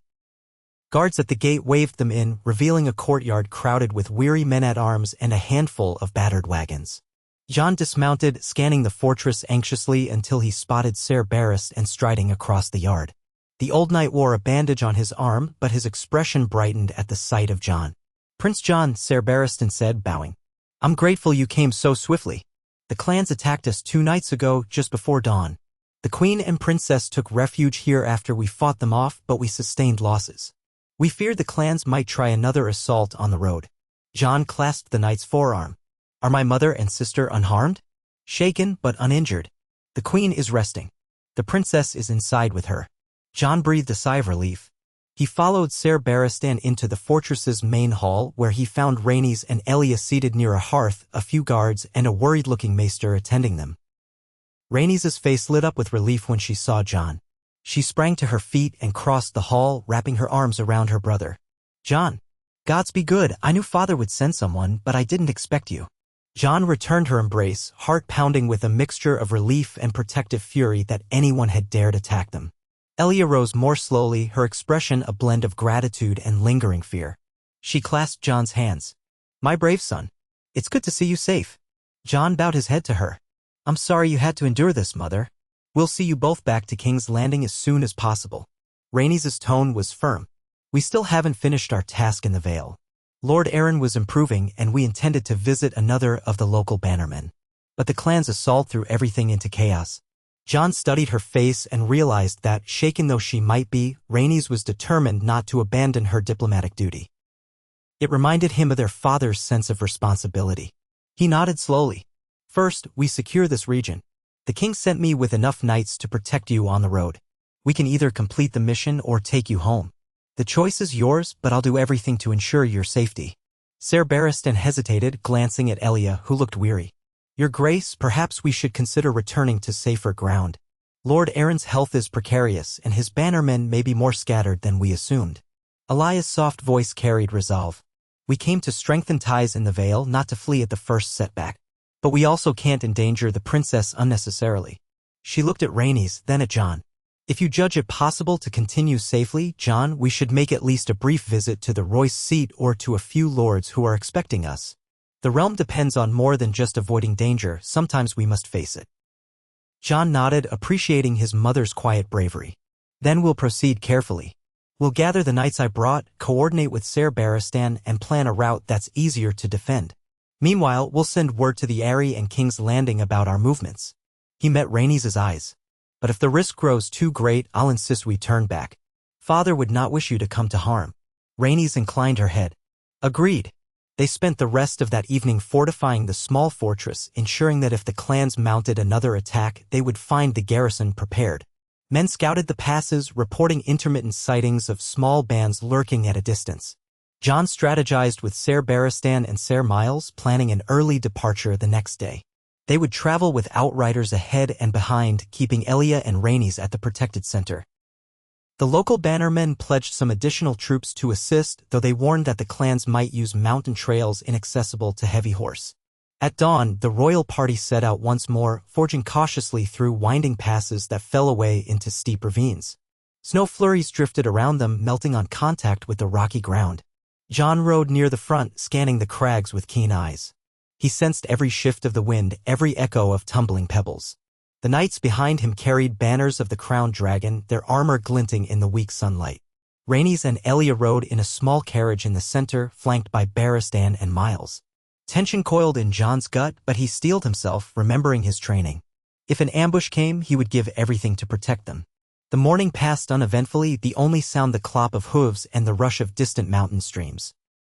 By midday, they reached a clearing where the road split, one path leading downward into a valley, the other climbing a ridge. According to the local guides, the valley route was shorter but more prone to ambush. The ridge path was longer but gave them a vantage point. Jon chose the ridge, deciding caution was worth the extra hours. The party began the slow ascent. Partway up, the road narrowed between two sheer cliffs. Jon dismounted, ordering others to do the same, and walked forward with a handful of scouts to check for threats. Boulders and loose scree littered the path, but no sign of fresh disturbance. The scouts ventured a short distance ahead, returning with a shrug, no sign of an enemy. Jon signaled the carriage to proceed. They were halfway through when the first arrow whistled out of the rocks, narrowly missing one of Jon's knights. A shout went up. Suddenly, from above, the echo of war cries reverberated through the pass. Mountain clansmen, dressed in furs and boiled leather, emerged from hidden crevices, loosing arrows and hurling rocks. Jon cursed, drawing his sword. "Shields up! Form a perimeter around the carriage." The knights scrambled to obey, holding shields above their heads to ward off the barrage. Arrows clattered on steel. Rhaenys and Elia ducked within the carriage. Ser barrassed and shouted commands, spurring men to push forward while archers tried to return fire. But the clans held the high ground, making them difficult targets.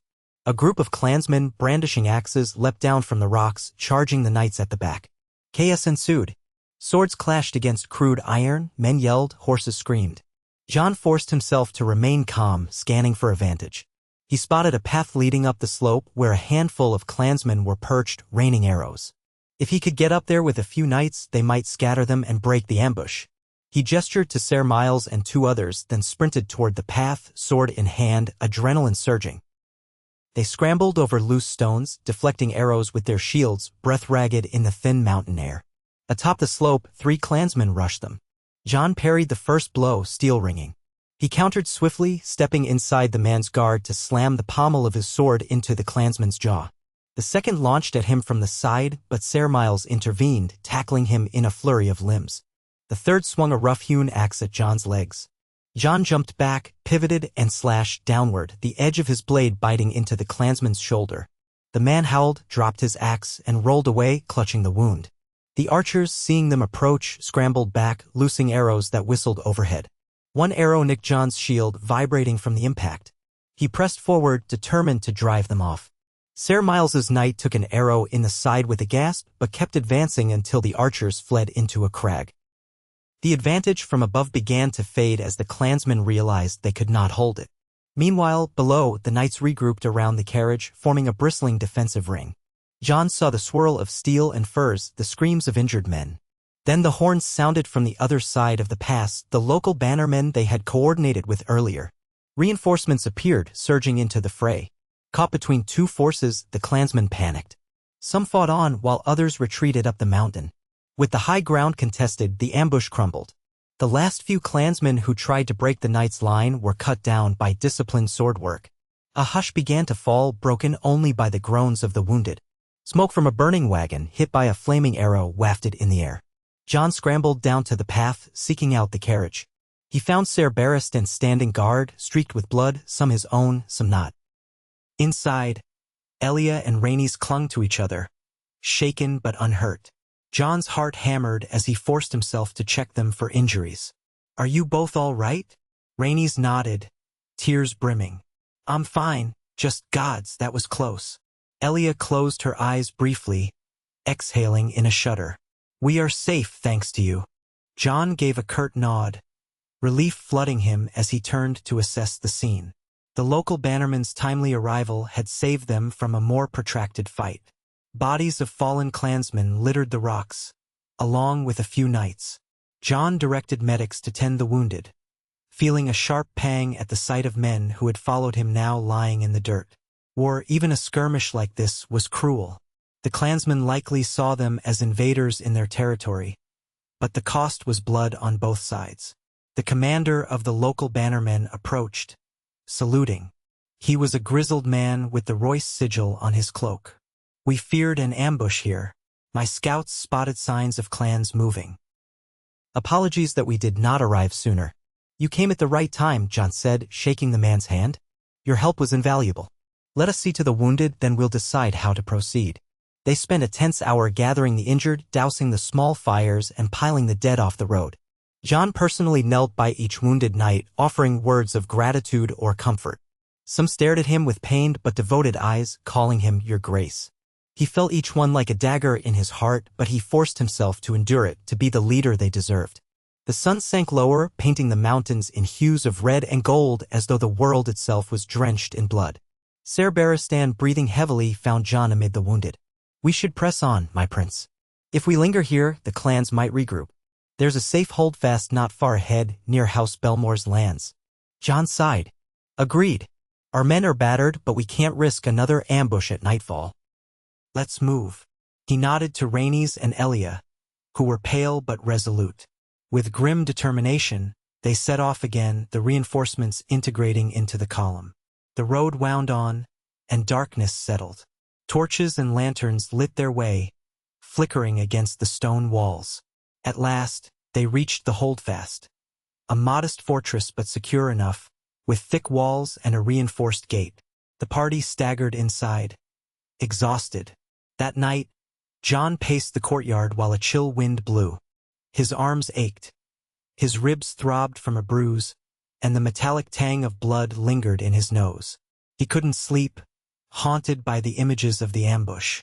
Was this what awaited the realm beyond the safety of the capital's walls?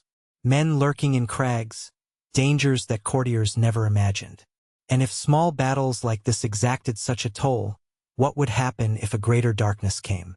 He looked up at the night sky. The moon, pale and cold, hung over the peaks. He thought again of prophecy, of dragons and wolves, of winter that never ended. On nights like this, the lines between nightmares and reality felt thin. He wondered if the world was testing him, forging him for a larger trial. Exhausted though he was, he vowed silently that he would not falter. In the morning, the group debated continuing their diplomatic mission or retreating to the Eyrie and eventually King's Landing. Elia, who seemed worn from the ordeal, suggested that perhaps they had done enough for now, that Lord Arryn would understand. Rhaenys, though disappointed, finally agreed. The near disaster could not be risked again so soon. Jon supported their decision. Duty was vital, but life was more so. They arranged for ravens to be sent to the lords they had intended to visit, expressing regrets and promising future contact. Secured by their new allies in the Vale, the royal party made its way back to the Eyrie, where a frail Lord Jon Arryn insisted on meeting them briefly to pledge continued loyalty. Then, after resting and ensuring the roads behind them were safe, they descended from the heights of the Vale. Their journey south proved uneventful this time, as the local lords had cleared out or deterred the mountain clans. Jon breathed easier once the wide plains and gentler hills came into view. Still, the memory of that ambush in the narrow pass stayed with him, a reminder of how swiftly violence could erupt. Upon returning to King's Landing, they were greeted with relief and praise. Rhaegar and Elia embraced each other tightly on the dock. The king's usual composure, cracking with evident worry, turned to joy. Rhaenys found herself the center of attention at court, where many lauded her bravery in the face of danger. Jon quietly recounted the events to his father, who commended him for his quick thinking and gallantry, yet also for his caution in bringing them back. We cannot save the realm if we throw away our lives needlessly, Rhaegar said, resting a hand on Jon's shoulder. I'm proud of you, my son. Jon accepted the praise with mixed feelings, mind still replaying the sights of wounded men. The cost of even small victories weighed heavily, and he understood more acutely than ever that the mantle of leadership required hard choices, the acceptance of bloodshed, and the will to keep striving for peace despite it all. In the weeks that followed, the realm took note of how Prince Jon had led the rescue in the Vale. The small folk whispered that he was a warrior prince, reminiscent of Aegon the Conqueror's might or Prince Rhaegar's quiet valor at the Trident. Lords watched him with a new respect, perhaps wondering if he might someday claim the Iron Throne or else stand as Rhaenys' stalwart protector. Jon tried not to let the admiration go to his head. He continued about his duties, spending time with Rhaenys to ensure she was recovering from the shock and comforting Elia, whose health had been strained by the ordeal. He also visited the knights who had returned wounded. Some had lost limbs, others bore deep scars. He offered them whatever gold or solace he could, feeling each wound as if it were his own. Meanwhile, Robert Baratheon sent a terse letter of congratulations to King Rhaegar, acknowledging the bravery of the Targaryen prince in defending the royal family. Yet the tone of Robert's missive was unmistakably grudging, and rumors suggested that he had increased his own muster of troops at Storm's End, perhaps fearing the Targaryens were amassing power. The Game of Thrones continued, alliances shifting in subtle ways. Tywin Lannister resumed his presence at court, advising that the king keep a closer watch on all the great houses, lest envy or resentment breed more conflict. Jon took each development in stride, aware that in every corner of the Seven Kingdoms challenges brewed. He began to understand that the realm was never truly at peace, it merely enjoyed intervals of lesser strife. And overshadowing all these mortal quarrels was the possibility of a far greater threat from the north, one that would not be swayed by gold or titles or the line of succession. He sometimes confided these worries to Rhaenys, who listened sympathetically and offered comfort, though she occasionally reminded him that the realm needed a measure of joy amid the gloom. She tried to lighten his mood with small celebrations, laughter, and the camaraderie of friends. He appreciated her efforts, yet the shadow in his mind seldom retreated entirely. One autumn morning, King Rhaegar summoned Jon to the royal solar, where the king often met with the family in private. The windows overlooked the city, and a pleasant breeze stirred the tapestries on the walls. Elia and Rhaenys were already there, seated on cushioned chairs. Rhaegar stood by a table strewn with maps, one of Westeros, one of Essos, and one of the far north. Rhaegar gestured for Jon to close the door. "I've been conferring with the small council about the state of the realm. The reports of these mountain clans, the trouble in the Stepstones, the tensions with House Baratheon, these are not isolated. We must continue to strengthen our alliances. I have decided, after careful consideration, that we should host a great gathering at Harrenhal next spring. A grand tourney and council combined, where the lords of Westeros can come together, air grievances, forge new bonds, and see the strength of the crown." Jon glanced at the maps. A tourney at Harrenhal brought to mind stories of the infamous tourney years past, when Rhaegar had crowned Lyanna Stark the Queen of Love and Beauty. That act had rippled through history, contributing in part to the tensions that led to Robert's rebellion. The ruinous castle of Harrenhal, colossal and cursed, was nonetheless a prime location for a massive gathering. "Will this be safe?" Jon asked carefully. Rhaegar's mouth curved into a sad smile. "There is always risk. Harrenhal is rumored to be cursed, yes, but it has the capacity to host great numbers, and the symbolism might serve us if we use it wisely, transforming a place of ill omen into a stage for renewed unity. The realm needs spectacle, a reminder of glory and shared tradition. We will invite all the great houses. We will emphasize that this is a peaceable gathering, under the king's protection. We might settle disputes in the lists rather than on the battlefield." Rhaenys leaned forward, eyes alight. "A grand tourney. That will draw knights from everywhere, and the people will love it. They'll see father's generosity, the pomp, the pageantry." Elia, though more reserved, inclined her head. "It could be a chance to show we are not holed up in the Red Keep. Let the realm see the crown invests in them." Jon nodded slowly, recalling that while feasts and justs might seem frivolous, they could also serve as a political tool to quell unrest and renew loyalty. "We'll need to coordinate it carefully, security, provisions, how to handle so many lords in one place." Rhaegar gestured to the maps. "Yes, Jon, you will be integral in planning this. I want you involved in selecting the knights who will attend, coordinating the marshals of the lists, and overseeing certain aspects of security. Rhaenys, you and Elia will handle much of the social side, arranging the feasts, ensuring the comfort of highborn ladies and visiting dignitaries. We must make it clear that we are a unified royal family presenting a strong yet welcoming face." Jon exchanged a glance with Rhaenys, who looked excited. He himself felt a twinge of anticipation. A grand tourney at Harrenhal would be a defining event. And perhaps, in that swirl of jousting and alliances, new opportunities would arise for the realm to come together. Yet he could not help but remember how the last major tourney at Harrenhal had contributed to shaping his father's destiny and, by extension, his own. History had a habit of repeating itself in unexpected ways. So it was decided. Over the winter, preparations would be made. Ravens carried invitations to every corner of Westeros, from Dorne to the Wall, from the Iron Islands to the Vale. Lords murmured and speculated about what the king intended, some recalling that Harrenhal was a place of tragedy for House Targaryen in the days of old. Others gleefully prepared their best knights for the competitions. Some cynics said that the king aimed to root out potential rebels by gathering them in one spot. Others insisted he was simply continuing the legacy of Rhaegar's love of music and spectacle. Amid the flurry of planning, Jon continued to sharpen his sword skills and delve into the realm's intricacies. Tywin Lannister offered advice on how to handle large sums of coin to fund the event, while Mace Tyrell promised that the Reach would supply ample stores of food and wine to feed the masses.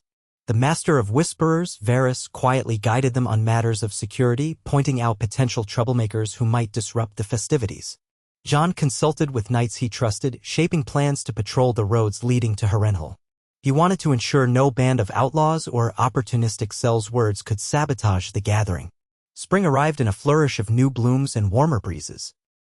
Caravans and riders began converging on Harrenhal weeks in advance, building pavilions in the vast fields by the ruined castle.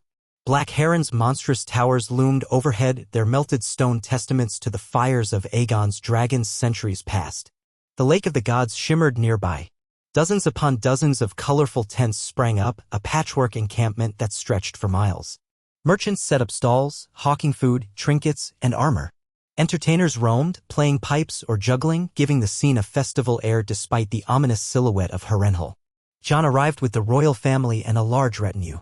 The king and queen rode in a grand carriage, while Rhaenys rode beside them on a pale mare, waving at cheering crowds.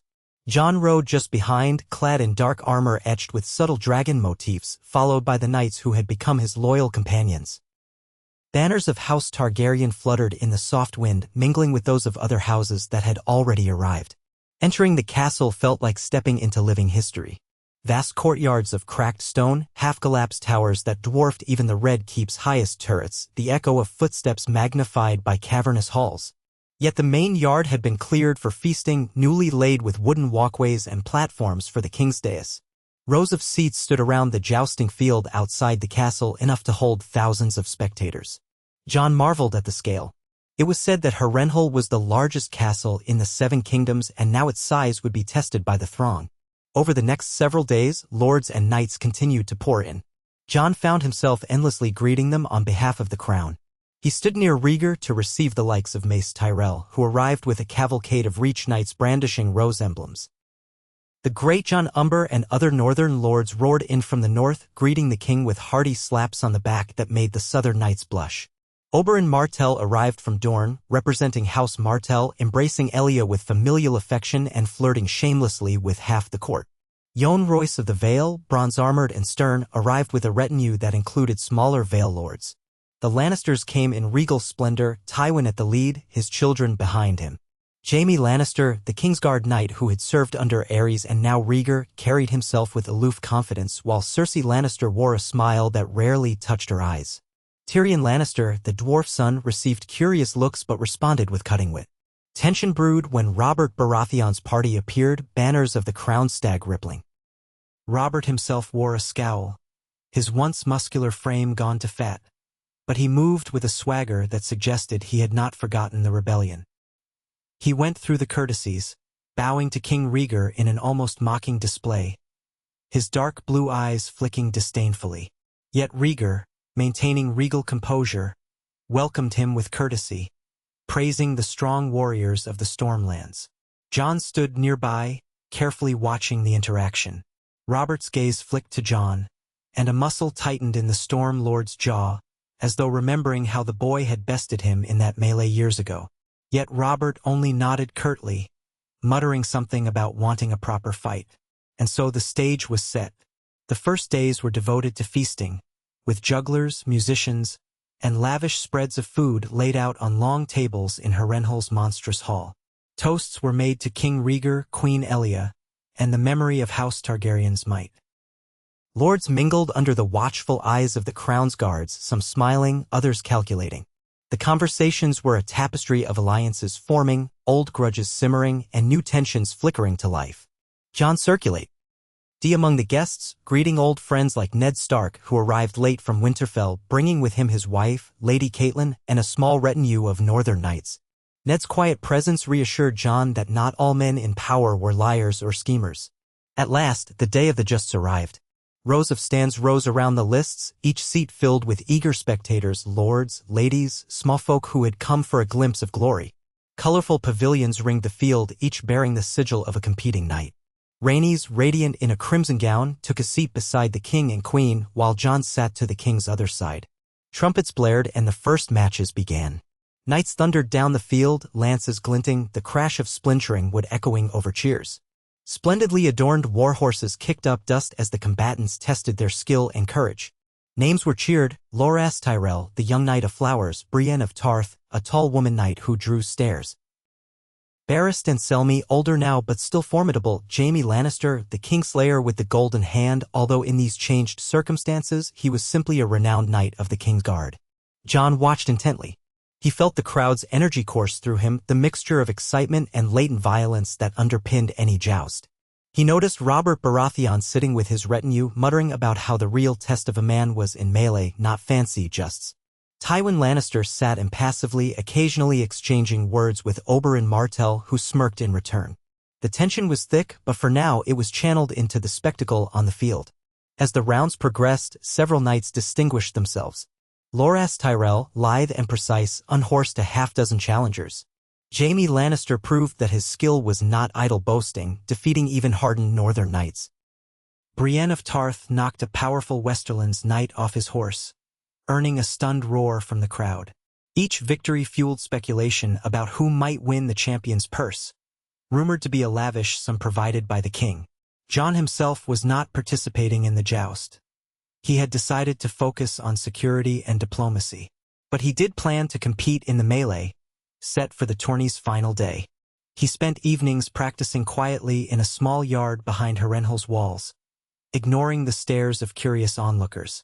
The memory of fighting those mountain clans in the Vale spurred him to hone his technique, for he knew the realm watched him. If he fought, he must do so with dignity and skill, lest he appear unworthy of the Targaryen name. During one of these practice sessions, he sensed someone watching. He turned to see Ned Stark leaning against a crumbling archway, arms folded. Jon halted, lowering his sword. "Lord Stark," he greeted, trying not to pant. "Forgive me, I didn't see you there." Ned stepped forward with that quiet gait Jon remembered from Winterfell. "No apologies needed. I arrived late to the hall and heard you were here. I wanted a word if you have time." Jon gestured for Ser Miles to give them space. The old knight nodded and withdrew, leaving them alone amid the echoes of wind in the sprawling ruin. Jon watched Ned's expression, sensing gravity in the older man's gaze. "Is something amiss?" Jon asked. Ned hesitated, his gray eyes scanning the gloom of the courtyard. "I wanted to warn you. There are whispers among some lords, dark talk about the Targaryens, about old scores unsettled since the rebellion. They might see this tourney as a chance to form alliances. I do not mean to alarm you, but I have heard rumors in the corners of Harrenhal's great hall. Robert remains resentful, that much is clear. Others watch to see if your father shows any sign of vulnerability." Jon sighed, wiping sweat from his brow. "I suspected as much. My father is not blind to these dangers, but he believes unity is still worth the risk. If men plot treason here, they do so in the lion's den." Ned nodded grimly. "I only pray they do not attempt something rash. Harrenhal has seen enough tragedy."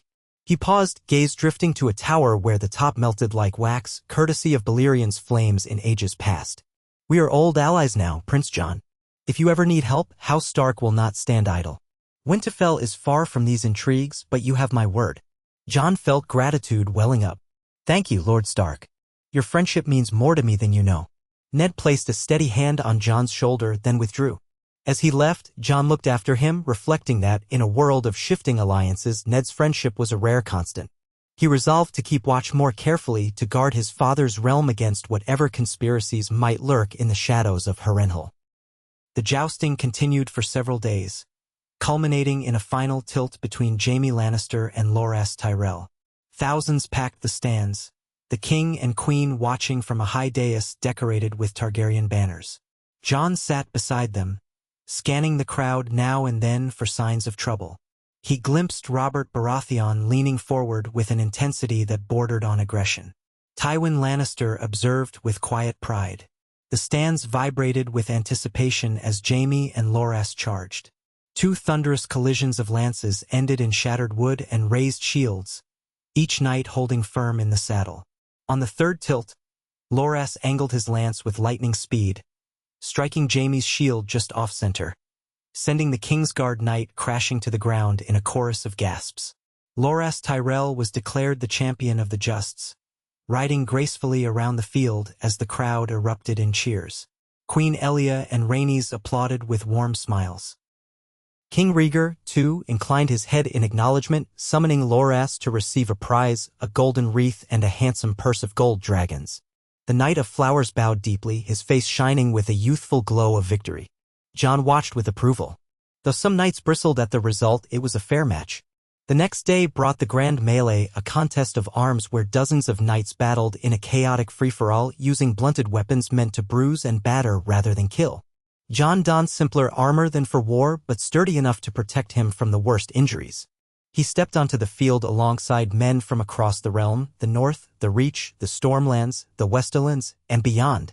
Some knights bowed or greeted him with a touch of awe, others eyed him as a formidable opponent. He recognized the look in their eyes, the hunger for glory. Horns blared and the melee began in an explosion of movement. Knights crashed together, sword on shield, the ring of metal echoing across the stands. Dust rose under the stamping hooves of horses. Some knights fought in pairs, others alone, forging alliances of convenience or betraying them at a moment's notice. Jon fought with a calm determination, using the footwork he'd honed over years of training, weaving among swirling bodies. He disarmed one knight from the Westerlands with a neat twist of the wrist, then ducked a blow from a hulking Stormlander. He advanced deeper into the fray, senses sharpened. He glimpsed Robert Baratheon at a distance, hammering aside an opponent with savage force, roaring laughter that carried across the field. Closer by, Brienne of Tarth knocked a knight off his horse with a single mighty stroke, to scattered cheers from the stands. Jon dodged a knight from the Vale who lunged with a spear, parrying downward and pushing him aside. He felt the sting of multiple blows on his shield, bruises forming. Yet he pressed on. As the field thinned, only the toughest knights remained. Jon found himself squared off against a group of three who seemed to have formed a loose alliance, two from the Stormlands and one from the Reach. They circled him, brandishing swords. Jon steadied his breathing, waiting for an opening. One lunged, and Jon sidestepped, smashing his pommel into the man's helmet. Another came from behind, but Jon spun, raising his shield in time to deflect. The third aimed a low slash, which clanged off Jon's greave. The scuffle was fierce, each blow straining his arms, sweat pouring down his face. Determined not to be overwhelmed, Jon focused on footwork, letting them come to him. He disarmed one by hooking his sword under the man's crossguard, sending the blade flying. He knocked another's feet out from under him with a shield bash. The third, hesitating, gave Jon an opening to deliver a sharp strike to the chest that knocked him backward. All three went down, groaning in the dust, battered enough to yield. Jon exhaled, scanning the field. A flash of movement caught his eye. Robert Baratheon, staggering away from knocking out another opponent, now turning to see Jon. For a moment, their gazes locked across the chaos. As if by mutual silent agreement, they advanced toward each other, knights stumbling out of their path. Jon felt his heart pound. Their last duel had been in a smaller melee at Storm's End, when Jon was younger. Robert had never quite forgiven that defeat. Now the stag faced the dragon once more, each wanting to prove something to the watching realm. Robert hefted his hammer with both hands, sneering, "Come on, boy. Show me that fancy footwork again." Jon set his jaw, lifting his sword and shield. "As you wish, Lord Baratheon." They circled each other.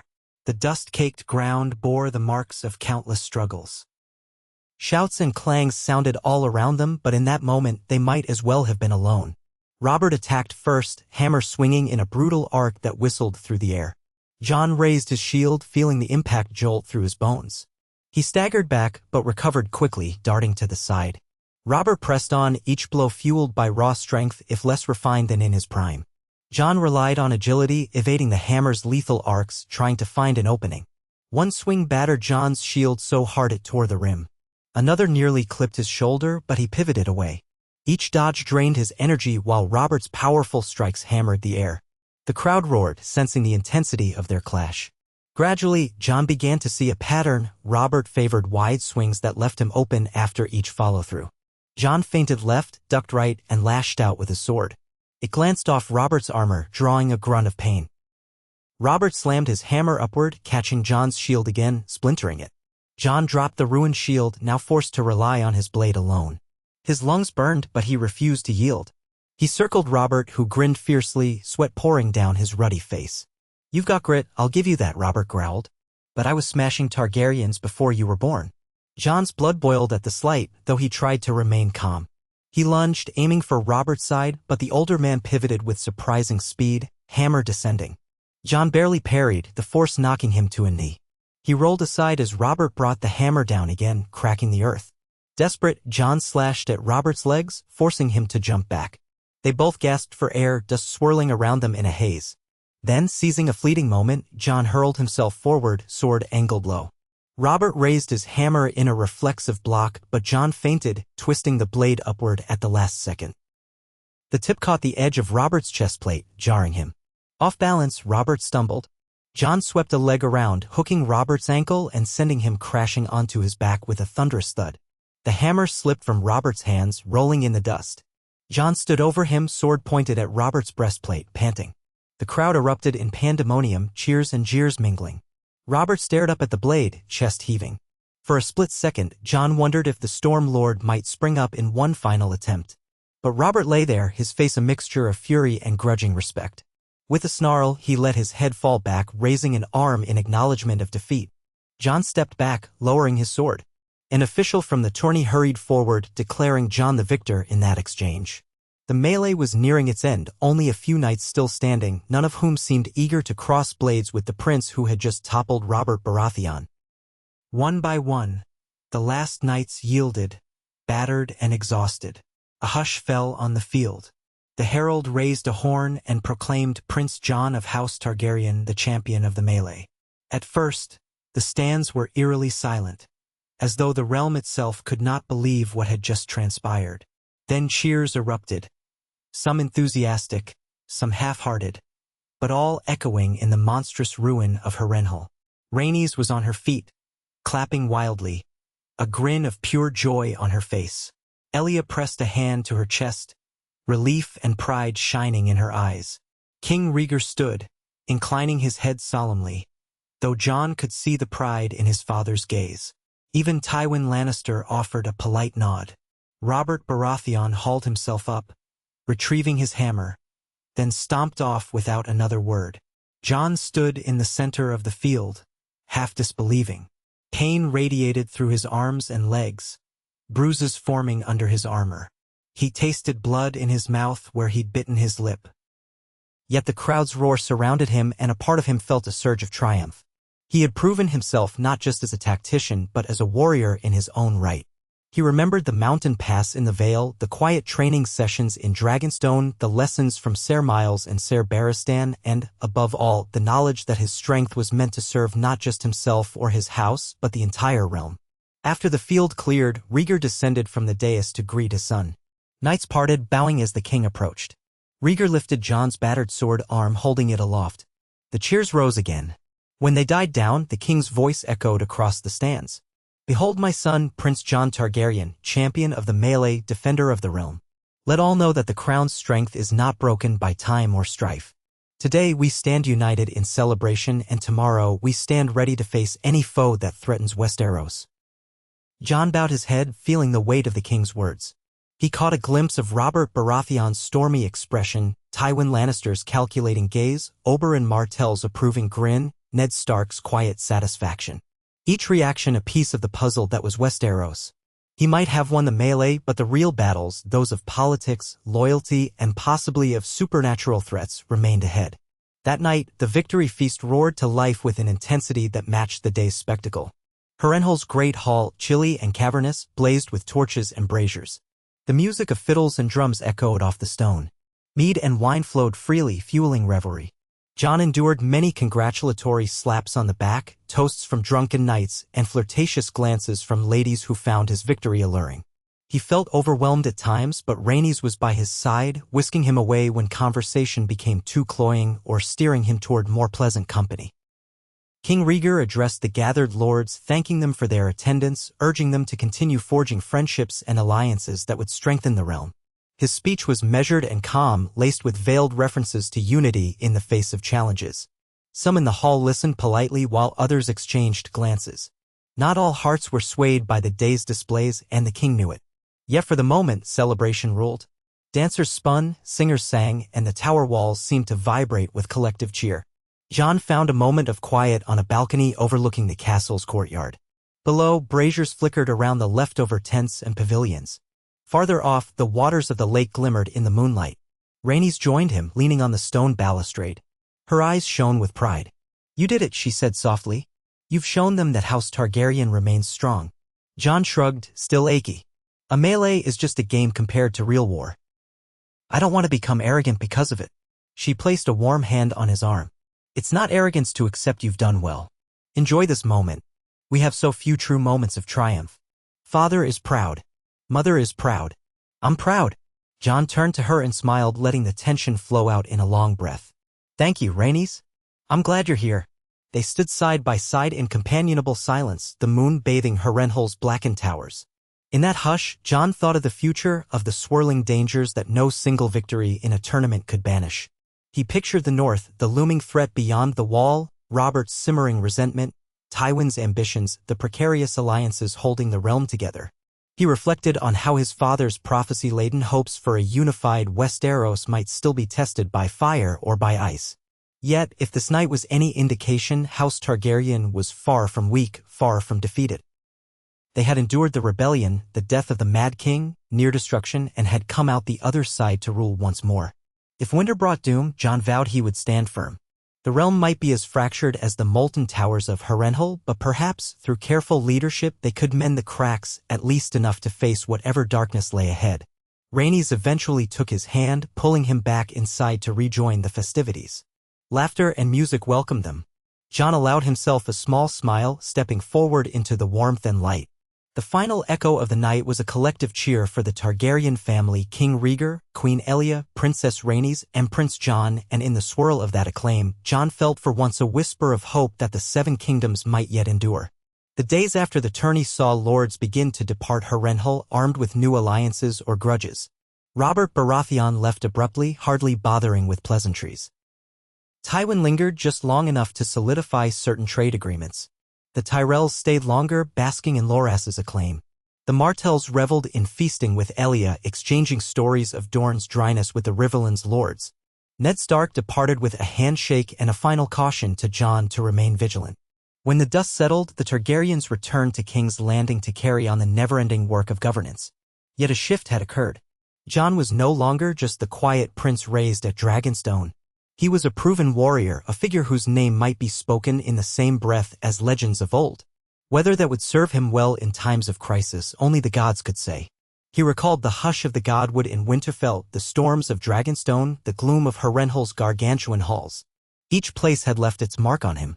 He would stand with his family, with the realm, come what may. Perhaps the storms yet to break would be fiercer than any tourney field, but in the depths of his soul, Jon Targaryen, raised by Rhaegar and Elia, felt ready to face them. And in that readiness, he carried the flicker of a prophecy that might one day blaze into the fire needed to hold back the night.